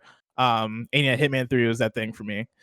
Greg, in X's and O's, you added one more thing for us to talk about here. Is Greg's dream coming true? This was breaking as we went live from, I saw pushsquare.com grab it. Insomniac Dev is using Dreams to make a Ratchet & Clank game. This is Stephen Talby over at pushsquare.com. This is a very cool story for a dreary Monday. We've all talked about how developers could use Dreams. It would be really fun to see a seasoned professional can do what a seasoned professional can do with the tools. We're about to get to a taste of just that, thanks to Insomniac Games. Media Molecule has said that designer Josh Lehman of the Burbank studio is currently building a Ratchet & Clank game within Dreams using community-made assets. Then he has this tweet here from Media Molecule. Josh Lehman, a designer at Insomniac Games, has been creating a Ratchet & Clank game in Dreams PS4 with the help of community-made assets, a freak out emoji. Will be live at 5 p.m. British Standard Time tomorrow, August 11th, chatting to Josh and checking out the progress. He's checking out the game's progress. We can't wait. # made in dreams. I think that's fucking awesome.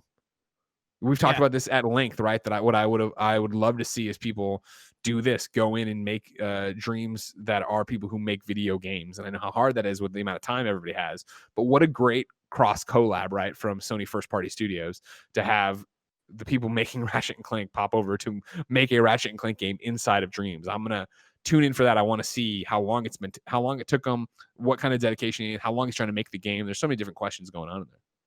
Yeah, no, I'm really excited about this. I can't wait to check it out. I hope they continue to do this too. If this one takes off and is what they want it to be, right? Because I imagine the purpose of this is to get eyes on Dreams and to get sell people on why Dreams is cool and sell people on the power of the tools and all that stuff. I'm all about this. I'm trying to think of what developer do I want to try and recreate their own project or IP in Dreams. My thing is, I love this and it's a great start. I don't even want to see people recreating stuff. Like I'd love the idea of just going through and making something new. I remember like we joked around about it, but I was serious about doing it, and then the COVID pandemic screwed us over. But like I would have loved to have done a game jam at the new studio and had a whole bunch of different people come there and do like a weekend, right? Friday afternoon till Monday morning when we go and we show the best stuff, but have like Tim Schafer in there just being the idea person who's working with somebody who knows the Dreams tools to make something in a 24-hour period or 48-hour period. What's that going to look like? What's that going to be on the other end? The idea of this is awesome. Of like, hey, yeah, we actually are the Ratchet and Clank people. We're Insomniac, and we're going to go through and show you now what we made with your assets. That's rad. Really cool. Blessing, Greg. Again, this has been a stew of content here, right? But yes, I do need to know what you've been playing. You've talked about a few things. Where do you want to start? Oh, man, where do I want to start? I'm playing a lot of Fall Guys. I feel like Fall Guys is the natural place to start. Bless you. I fucking love this game, and I am dog shit at it. Blessing. How many wins you got? 0. I have not won. I have not won at Fall Guys. If you look at the, I guess Monday, Kevin, if you can bring it up, actually, if you go to my Twitter, there's a tweet called "Fuck Me" that is from maybe 2 or 3 tweets ago. It's the closest I've ever been to winning at Fall Guys after bitching about how bad I was at Fall Guys. And if I would have just gone right, I would have had my first win in Fall Guys. But I went left, Blessing. So, Kevin, are you on it? Are you bringing it up over here? I'm on it. Chill out. All right? No, Kevin. It wasn't like that. No, Kevin. All right, so we got you with the shirt. Yeah. No, yeah, right like there. The Fall Guys one that says "Fuck Me." Do you know what that looks like? Click on that one, full screen it. Yeah. All right, you're being a dick, so now I'm clicking on that. You see that? You're a loser. Damn, he got you, Greg. He got you good. Wait, see, yeah, I had the tail. Oh, the tail. It cuts it off. The way we're full screen, it cuts it off. But it's like literally, I get the tail. If you rewind it one more time for me, Kev, I get it. I head off, and it's like 2 seconds, and then like it's 0 when the guy hits me, and then he gets it. He gets the point, and he. I can't stress this enough. I hate the tail games in Fall Guys. And I don't like the tail games, but I just can't stand the team games. Whenever we pop up and it's the fucking the 3 teams trying to get our balls to the end of the thing first. When you got to work together to get the eggs I like with people. Those. Oh, I'm always on team with morons. What I found is that everybody has their different thing that they absolutely hate in the mini games in Fall Guys. For me, it's anything involving tails or anything that involves grabbing other players to pass the thing along. So I tails don't understand. Are you supposed to hold R2 or because I feel like I'm doing it wrong? You tap R. Yeah, you run. I'm there with you, to grab stuff. Yeah, because I feel like I'm doing it right, but I also feel like I'm doing it wrong. Because if I was doing it right, I feel like I'd have more success than I am having with stuff. Because you just need to to transfer tails, for example, you just need to grab another player to get their tail. Like I've done it.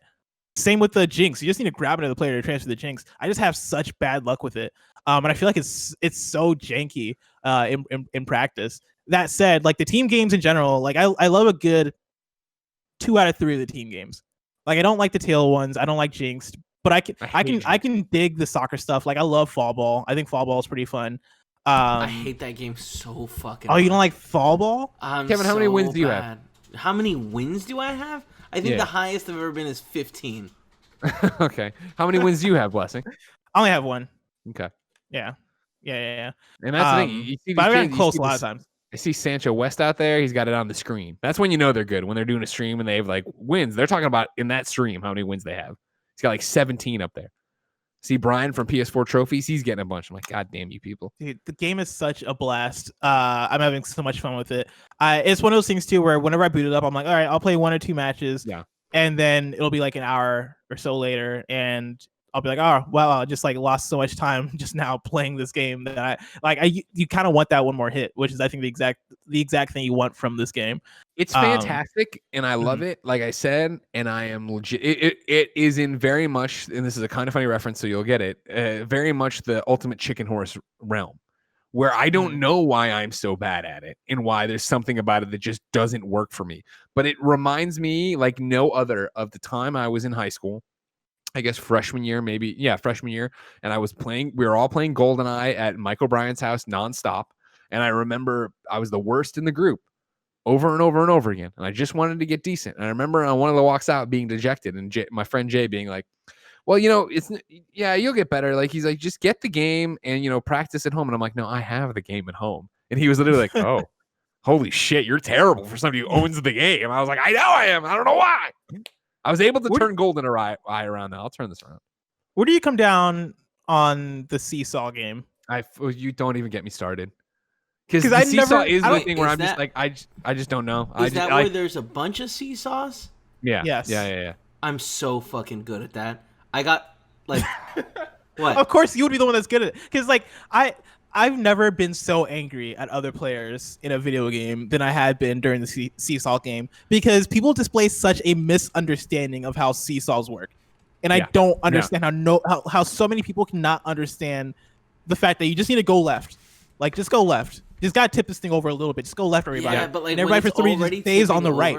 When it's already tipping over a little bit, and like you know that you can make that little jump before it starts tipping back over. The amount of times I've done it where I start running that other way and then somebody else fucks it up and we start going I'm just like, God damn it. I make the jump and my little fucking short Fall Guy legs stumble and I slide down slowly. I'm like, motherfucker. Like, it brings me it's rare that a game makes me this angry, but Fall Guys makes me this fucking angry. No, Fall Guys gets me there for sure. I'm really excited though to see what the future of it brings, because we talked about this last week that like I've been up the place where I'm like, I don't know what the longevity of the game is. I don't think it's of the realm of something like Rocket League or something that's more competitive and skill based. I think this game is way more of a party game than those games, which lends it to people jumping in and then jumping out and having a moment, but then kind of dissipating in terms of interest. I don't know if I'm gonna go ahead and what's the word, rescind to that. I want to take that back a little bit, because I think with the amount of success that it has, we did a story. 2 million copies on Steam already. Yeah, 2 million copies sold on Steam. Lord knows how many people are playing it on PS4 with it being free on PS Plus. It's been killing it in the streaming space. It's been getting more. I think it had more. I forget if it outsold or if it had more active players in like GTA Online or something like that. But it's having such great success right now. 400,000 followers on Twitter. I feel like they gotta find ways at this point in order to extend its life cycle and extend its playability across the board. And I don't know if that looks like, I don't know exactly what that looks like. I think that probably comes in the form of adding new video games, finding new interesting costumes to add, because like everybody's been reaching out for collaborations. Dude, that's the other thing. I mean, like, obviously, we have these stats now in front of us, 2 million copies, all that jazz, and what it did over the weekend.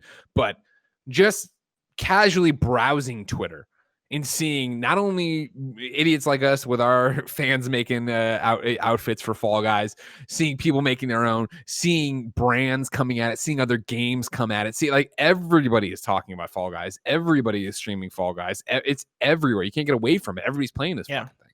Yeah. And so I'm really curious about where it goes, because if they keep adding games to it, they're doing the same Fortnite stuff of like cycling the shop every day, right? Like, and having their own battle pass in there.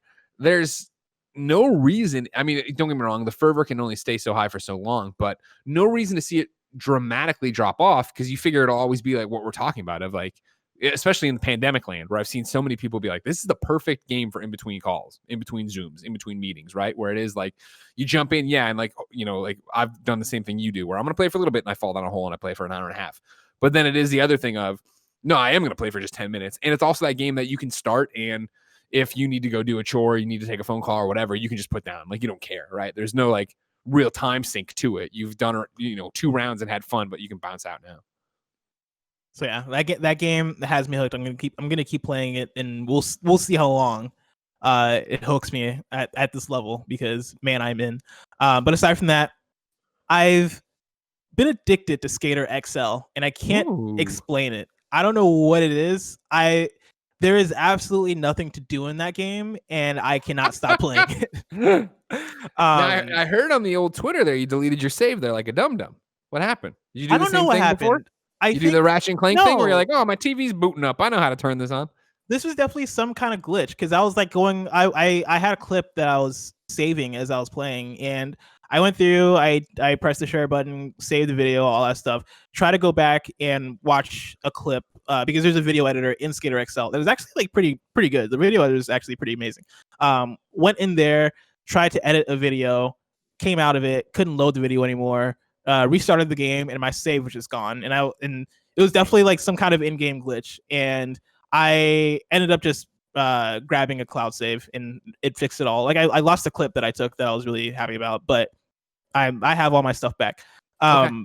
My experience with that game though can be pretty much summed up by a Twitter exchange that me and Barrett had, where Barrett completed all the challenges in the game, which I was very impressed by, because there's like a lot of challenges and they get more and more difficult as you go, and they just involve nailing tricks or nailing combos or nailing lines or whatever. And Barrett tweeted like, "Oh yeah, I finally finished all the challenges," and I replied to him. I was like, "Dude, you beat all the challenges, dude. I might try and do that." And Barrett responds like, "Dude, that's the only content there is in the game." And I was like, "The streets is my content." Like that really is what it comes down to with me and Skater. Because what is it? Just you? Is it just your character on a skateboard just cruising? Yes. And there's nothing to do other than the tricks. Other than the tricks in the challenges, like you can go through the challenges, which are just, hey, do this trick. But aside from that, there's nothing. And are you gonna platinum it? No, because one of the trophies is fucked up. Griffin writes into patreon.com/kindafunnygames, just like you can, to be part of the show, and says, hello, Greg and Blessing, long time, first time. I've got a question about everyone's favorite topic, trophies. I've been Skater XL quite a lot lately, he means playing, and since I'm quite enjoying the game, I was thinking about platinuming the game, so I took a look at the trophies, and that's when I saw it. A trophy for skating 40.025 in-game kilometers. After some research, this thing takes approximately, Angry Greg voice, 2,700 hours of skating. My question is, what is with all of this? What should be the universal practices for trophies? Platinum trophies, multiplayer trophies being optional, etc. What should devs be doing to make the best trophy list possible? Oh, and praise be to Knack. Is this the trophy you're talking about? Because that's fucking outrageous. That's the trophy I'm talking about. 2,700 hours.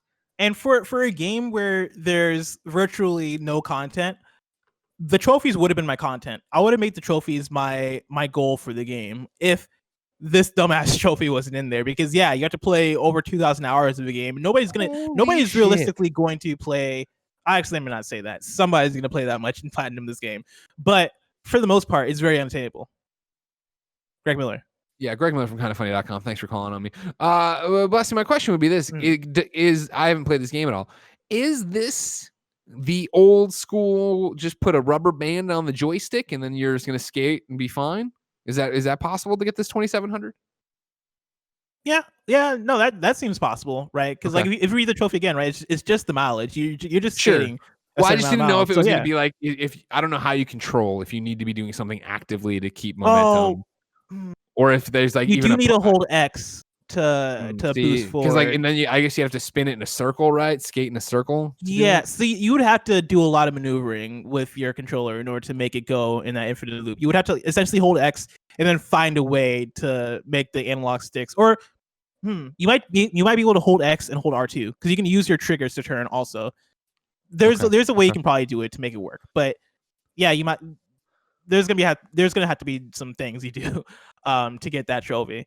But yeah, because that's the case though, because there's no content and the trophies suck, I'm just like, this game is the equivalent of me going to the skate park and skating. And I think that's actually where the appeal of it comes from is, hey, it is just me trying to figure out how well I can nail a grind or how well I can kickflip over a gap. And that's the game.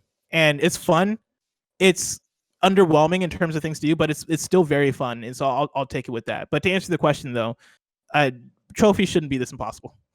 No, yeah. I mean, your question, yeah. Like, I mean, sorry, I was mainly doing it to see if this was the fucking trophy you were talking about. But yeah, Griffin's thing, like, what should universal trophy practices be? And like, how do you, what should devs be doing to make the best trophy list possible? Are two questions, right? But like, universal trophy practices are difficult. I think it's more trying to figure out what people don't like. And I think having conversations with personalities is the best way. I've consulted on trophy lists before. I just did one last week, actually. And the people I consulted with on this one, they had their shit down. They knew what they were doing. It wasn't a crazy put this many hundreds of hours into multiplayer. It wasn't, hey, go do this thing that you can only do once. Like, I hate, like, I'm playing a 30-hour campaign and there's something in the middle of the game that's missable. So if you don't have a save before it, if you didn't read a trophy guide before you even entered in the game, right? Like, trophies should be you shouldn't be punished for not wanting to spoil the game for yourself, where you have to read a trophy list and understand, oh, I got to do this, I got to do that, I got to understand that part. But in the same breath, I don't think that it should be that you need to replay a game, 104 hours, whatever, to go through and do it, all that stuff. There's no easy turnkey answer, but it's mainly don't annoy people. And I think people get in there and it's like, well, we want you to replay our game, so we're putting all this stuff in there. It's like, well, no, like, there's actually a turnoff because it seems like you're at the bottom of Mount Everest and you don't like that game that much, and there's a million other things to go on and do. But time consuming is fun. Greg, when you go to PSN profiles and you look at a trophy list, the percentages that are like common, uncommon, all that good stuff. Yeah. When you hover over the trophy, the percentages change. Do you know what's up with that? So you're saying, like, right now I'm on my trophy list and I'm going to click on Fall Guys Ultimate Knockout. Yes. And it says it's 90. I see what you're saying. 95 point. So I'm looking at Snowflake. Equip your first cosmetic item, which before I mouse over, it says 95.89% common. Mm-hmm. And then when I mouse over, it goes 93.2. Yes. Do you know what's up with that? I don't know what that means. Because I was going to say, because I'm looking at the Skater XL trophies, and to give context, the Platinum trophy has 0.00%. in terms of people who have acquired it. Same when you hover over it, right? 0.0% of people. I know what it is. I know what it is. Okay, what it is. I thought this was but I want to speak out of turn. Right now, mine is default set to order PSN, which means that is the rarity it is on the PlayStation Network. When you mouse over it, that's the rarity of it on PSN profiles. So that's of registered users, of people using PlayStation Network profiles who have gone through and made their stuff. Gotcha. All right. Well, that might even make it worse. But like, in terms of the trophies that are on Skater XL's trophy list, that one trophy that we're talking about, the Around the World trophy, that is travel over 40.075 kilometers in total, that is at 0.0%, whether or not you mouse over it. And so that's like an ultra rare trophy. Nobody has it.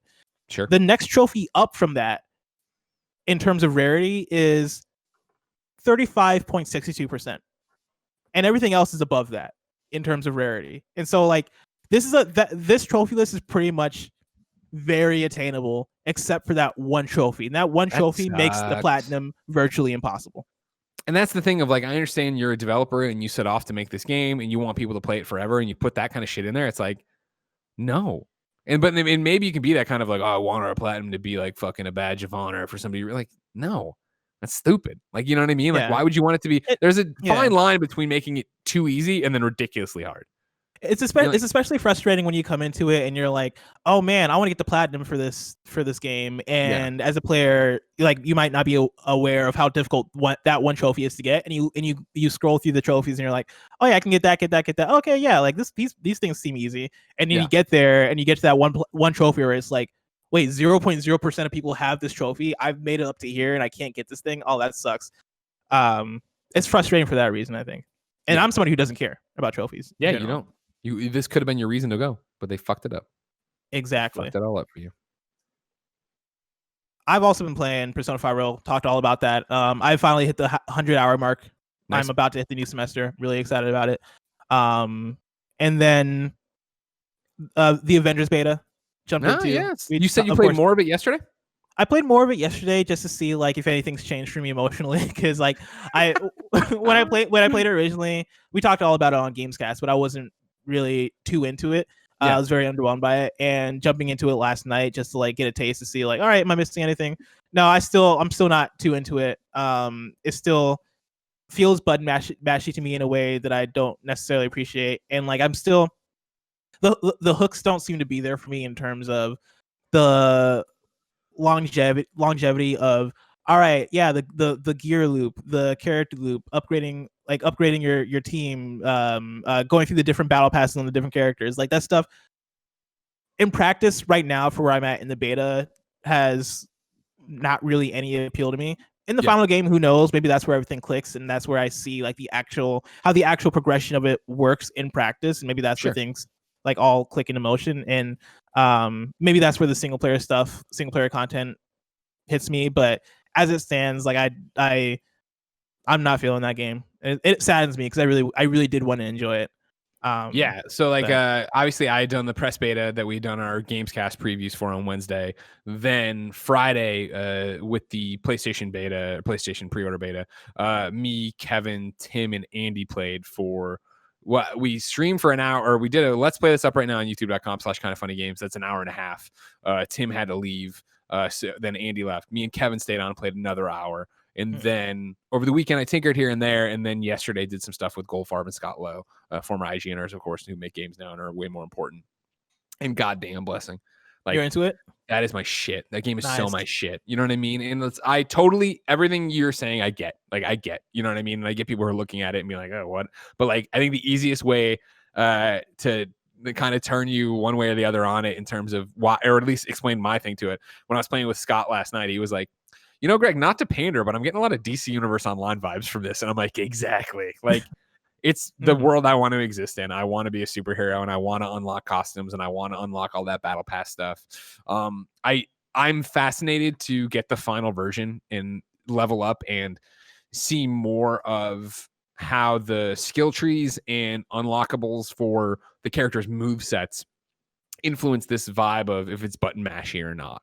Because right now, I think it's a beta, and you're getting this weird sampling of missions from all over the place, and you're leveling up really quick, and you're just getting skill points, and I'm just throwing them into skill trees to get back to playing stuff. But it is that thing of the more I've been, Kamala Khan is the one I was mainly maining for this thing, and then Iron Man behind her. And so when you start really getting deeper into those skill trees and seeing like, all right, well, if it's square, whole triangle, it does this kind of move, and then this, and then bringing in like what your counter can be now when you block or when you actually parry a move to see how you can actually open up for a counter attack later on in the trees. It's like, oh man, like having hours with these characters and learning their move sets and then improving them that way, I think is going to be really fascinating to see if it is just button mashing and I can just totally not pay attention to it. If it is that it opens up the combat, I think the way it's going to. If it is that playing on normal is one thing, but cranking it up to challenge level 4 is a completely different ball game. I don't know, but I had such a great time with it that it's that thing of all I want to do is play more of that game, and all weekend long I was trying not to. You know what I mean? Because like I don't want to burn myself out on it. I'd rather just get the finished game out, and like so to have 2 more weekends of it where it's like I can jump in and play, but none of this carries over, and I don't know what's going on. Like I don't know, but like when that game drops, I'm gonna be fucking living it. I think maybe I'm wrong. Maybe nothing we're talking about pans out. Maybe the story sucks. Maybe it's completely a bitch to level people up, but I don't know. Kevin, are you still vibing with it? Are you still into it? Kevin in the kitchen running back to his microphone right now. No, because he's got those earbuds so he can walk around the house. Hey, sorry. I really like it. Sorry, just got a call from my mom. Everything's fine. Talk to you guys later. Got it, Kev. Thank you. Yeah, like I think it's going to be a lot of different pieces of the puzzle to that, of how good the story is, and then how many people hang out to play it with. Because right now, like in the beta this weekend, I was getting invites left and right from people who were like, "Oh man, let's go do it," and and it's like, I think if there's actually a group of people who are going to be on that and be hardcore about it, and not hardcore, but like want to play as much as I want to play, or even a little bit less than I want to play, I think having an actual like nightly Destiny crew to run through and do stuff with will be actually pretty exciting. But I digress. Nice. Like I like to your point, like I understand what you're saying, and like I totally get people who look at it and are like, this is half baked. This doesn't, it's back to what we're talking about. Of like, I think the UI looks like crap. Like, it's a weird way they're doing that. Like the battle pass looks weird, and I think at first is a lot of it is like hard to understand at first, and then I think you get the rhythm of it. But even then, it's like that's not an excuse for the presentation of it at all. But yeah, I'm the guy who fucking loves Marvel Heroes and loves Marvel Ultimate Alliance, and to see those mashed up and then put into a Destiny scenario is pretty fucking dope for me. Yeah, and like weirdly enough, I think if this game, like Marvel's Ultimate Alliance 3 on Switch, I enjoyed a lot and like weirdly enough, they are pretty similar in terms of what they are and how they play. But I think the presentation of Marvel's Ultimate Alliance kind of lended itself more to the style of game than like what Marvel's Avengers is. Because like I look at Marvel's Avengers and I'm like, oh sweet, this is gonna be like Spider-Man, or this is gonna be like some kind of like AAA. I guess my mind is trained to think when I see a game in that perspective with these kind of character models and this kind of world that looks full fledged and looks I guess for lack of a better term, right, like realistic. I kind of expect that a looks certain AAA. I mean, you say that, right? It looks AAA. When Ultimate I Alliance actually looks play like a cartoon and plays like a cartoon, so you're like, okay, I understand what I'm doing here. Yeah, and Marvel's Avengers like looks like a AAA game that I think feels like it plays like Ultimate Alliance in some sense. Sure, which I think is kind of where that disconnection exists for me. It's going to be interesting to see what happens if you give it a shot when it comes out and when we all learn what the story part of it's going to be. Because I think that's a missing piece.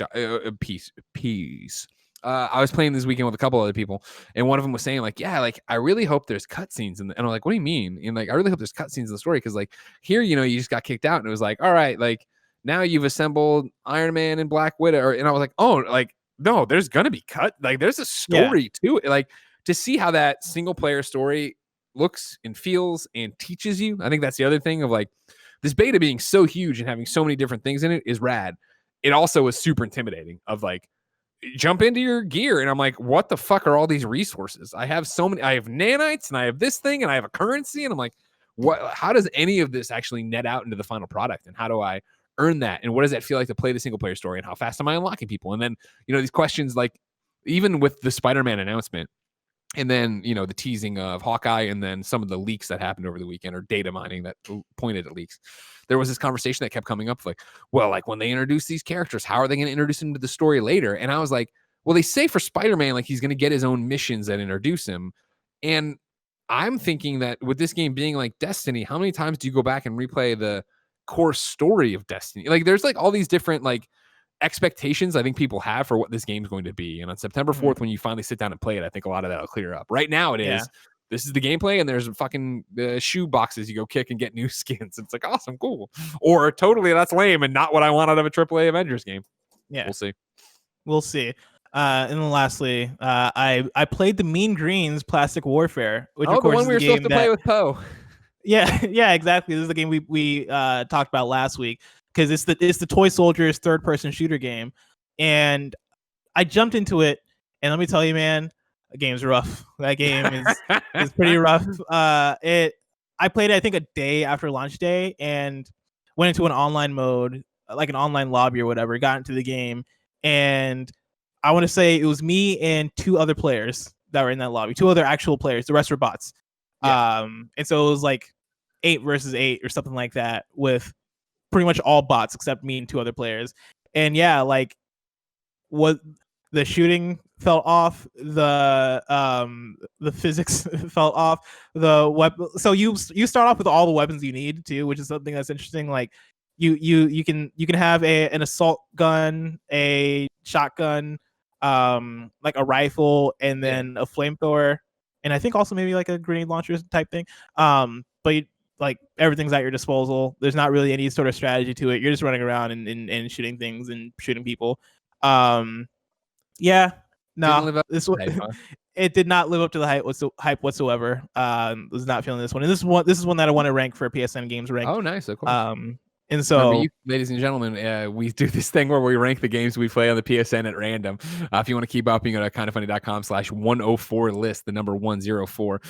We go through, we put them in there, we see it. Right now, the top 10 look like this. Number 1, Telling Lies. Number 2, John Wick Hex. Number 3, Streets of Rage 4. Number 4, Under Night in Birth. Number 5, Superliminal. Number 6, Hunt Down. Number 7, Star Wars Episode 1 Racer. Number 8, Round Guard. Number 9, Darwin Project. Number 10, Hidden Through Time. There are a total of 46 games on the list. Where do you want to put this one, Bless? So, Greg, this is going in the bottom 10. And for this episode, I want to give context for what the bottom 10 is for people listening, right? So number 36, we have Space Channel 5 VR, kind of funky newsflash. Number 37, The Complex. Number 38, Katana Kami, A Way of the Samurai Story. Number 39, Rush Rover. Number 40, Moons of Madness. Number 41, Separation. Number 42, Spartan Fist. Number 43, Freak Out Calamity TV. Number 44, Music Racer. Number 45, Brain Breaker. Number 46, Superhero X, which might still possibly be the worst game I've ever played. Now, I want to put it somewhere after The Complex because I like The Complex better. Okay. But I think I like this the Mean Dreams better than Music Racer, which is, so for context, The Complex is number 37, and that was one of the games I played. And then the next one down at number 44 is Music Racer, which is another one I played. And in between those are a bunch of Greg games. Yeah. So Greg, I'm gonna need your help. Oh my god. It sounds. I think Katana Kami, A Way of the Samurai Story, sounds better than what you've just described for this army game. Okay. And then from there, I would just put it there because I honestly don't even remember what Rush Rover was. So right there, we got a problem. Neither. Don't even worry about it. Put it right there. All right. At number 39, you got the Mean Greens Plastic Warfare. Exciting. I played Pistol Whip, like I was talking about on PlayStation VR. I did it before this show though, so I only did like 30 minutes of it, and it's fucking awesome. In the exact opposite, I'm not ready to rank it or anything, but I think it'll easily cruise to the top 5 of this list of just such a great thing. If you're not familiar with Pistol Whip, I wasn't either. I know I'd asked questions about it last week a little bit, right? I thought it was going to be more like super hot, and it kind of is, but it's not like in the same way at all. So you got EDM music. You at the beginning select the track you want to play through, and then you're on rails moving forward. And it's kind of like an arcade shooting gallery where people come out from the sides or whatever. Some of them are wearing body armor, so they require more than one shot. But there's this fucking kicking soundtrack that's awesome. All these different songs that you pick one before you go to have your high score or whatever. And then with your pistol, you either shoot them or you pistol whip them to take them down. And they'll shoot at you, and you have to dodge the bullets, right? And so it is this rhythm game where I felt like I was bouncing back and forth, like, on the heels of my toe or the balls of my feet here, like ready to go. And like, as you're coming and as the difficulties change or whatever, there's obstacles you need to go around or whatever to actually then shoot the other guys. You need to dodge their bullets, and you need to make it to the end. And there's a combo meter going off that looks like Persona graphics. You can only get shot so many times. You heal over time, but if you get shot, while you're already been shot, you'll eventually die or whatever. Like I said, just touched it. Was not a great idea to eat a heavy lunch and then jump into it, which is one of the reasons I don't have more to say about it, because I was like, this is awesome and amazing. I love the soundtrack. I am not in the mood to bounce around right now, but there's a lot of movement involved in that game too, because you're dodging bullets and like you're really dodging. Yeah. So Pistol Whip's great. It's going to be rank high, but I'll probably save it till next week. And blessing. There you go, Greg. That's another episode of PSILY XOXO. In the can, ladies and gentlemen. Of course, the show's not over. You can go to patreon.com/kindoffunnygames, where we're about to do a post show. You can also get the show ad free there. You can be part of all the other shows there. You can get the exclusive show over there called Bless Up, where Blessing talks to you about video games all by himself. Yeah, I do. I'm going to answer your questions. There's a lot of cool stuff happening on patreon.com/kindoffunnygames. But if you don't want to come listen to the post show, I understand. You can get the show for free on youtube.com/kindoffunnygames, roosterteeth.com, and podcast services around the globe. Of course, you have to listen to the ad, skip the post show, but it's no big deal. We love you anyway. Until next time, ladies and gentlemen, blessing, play us out. Yeah.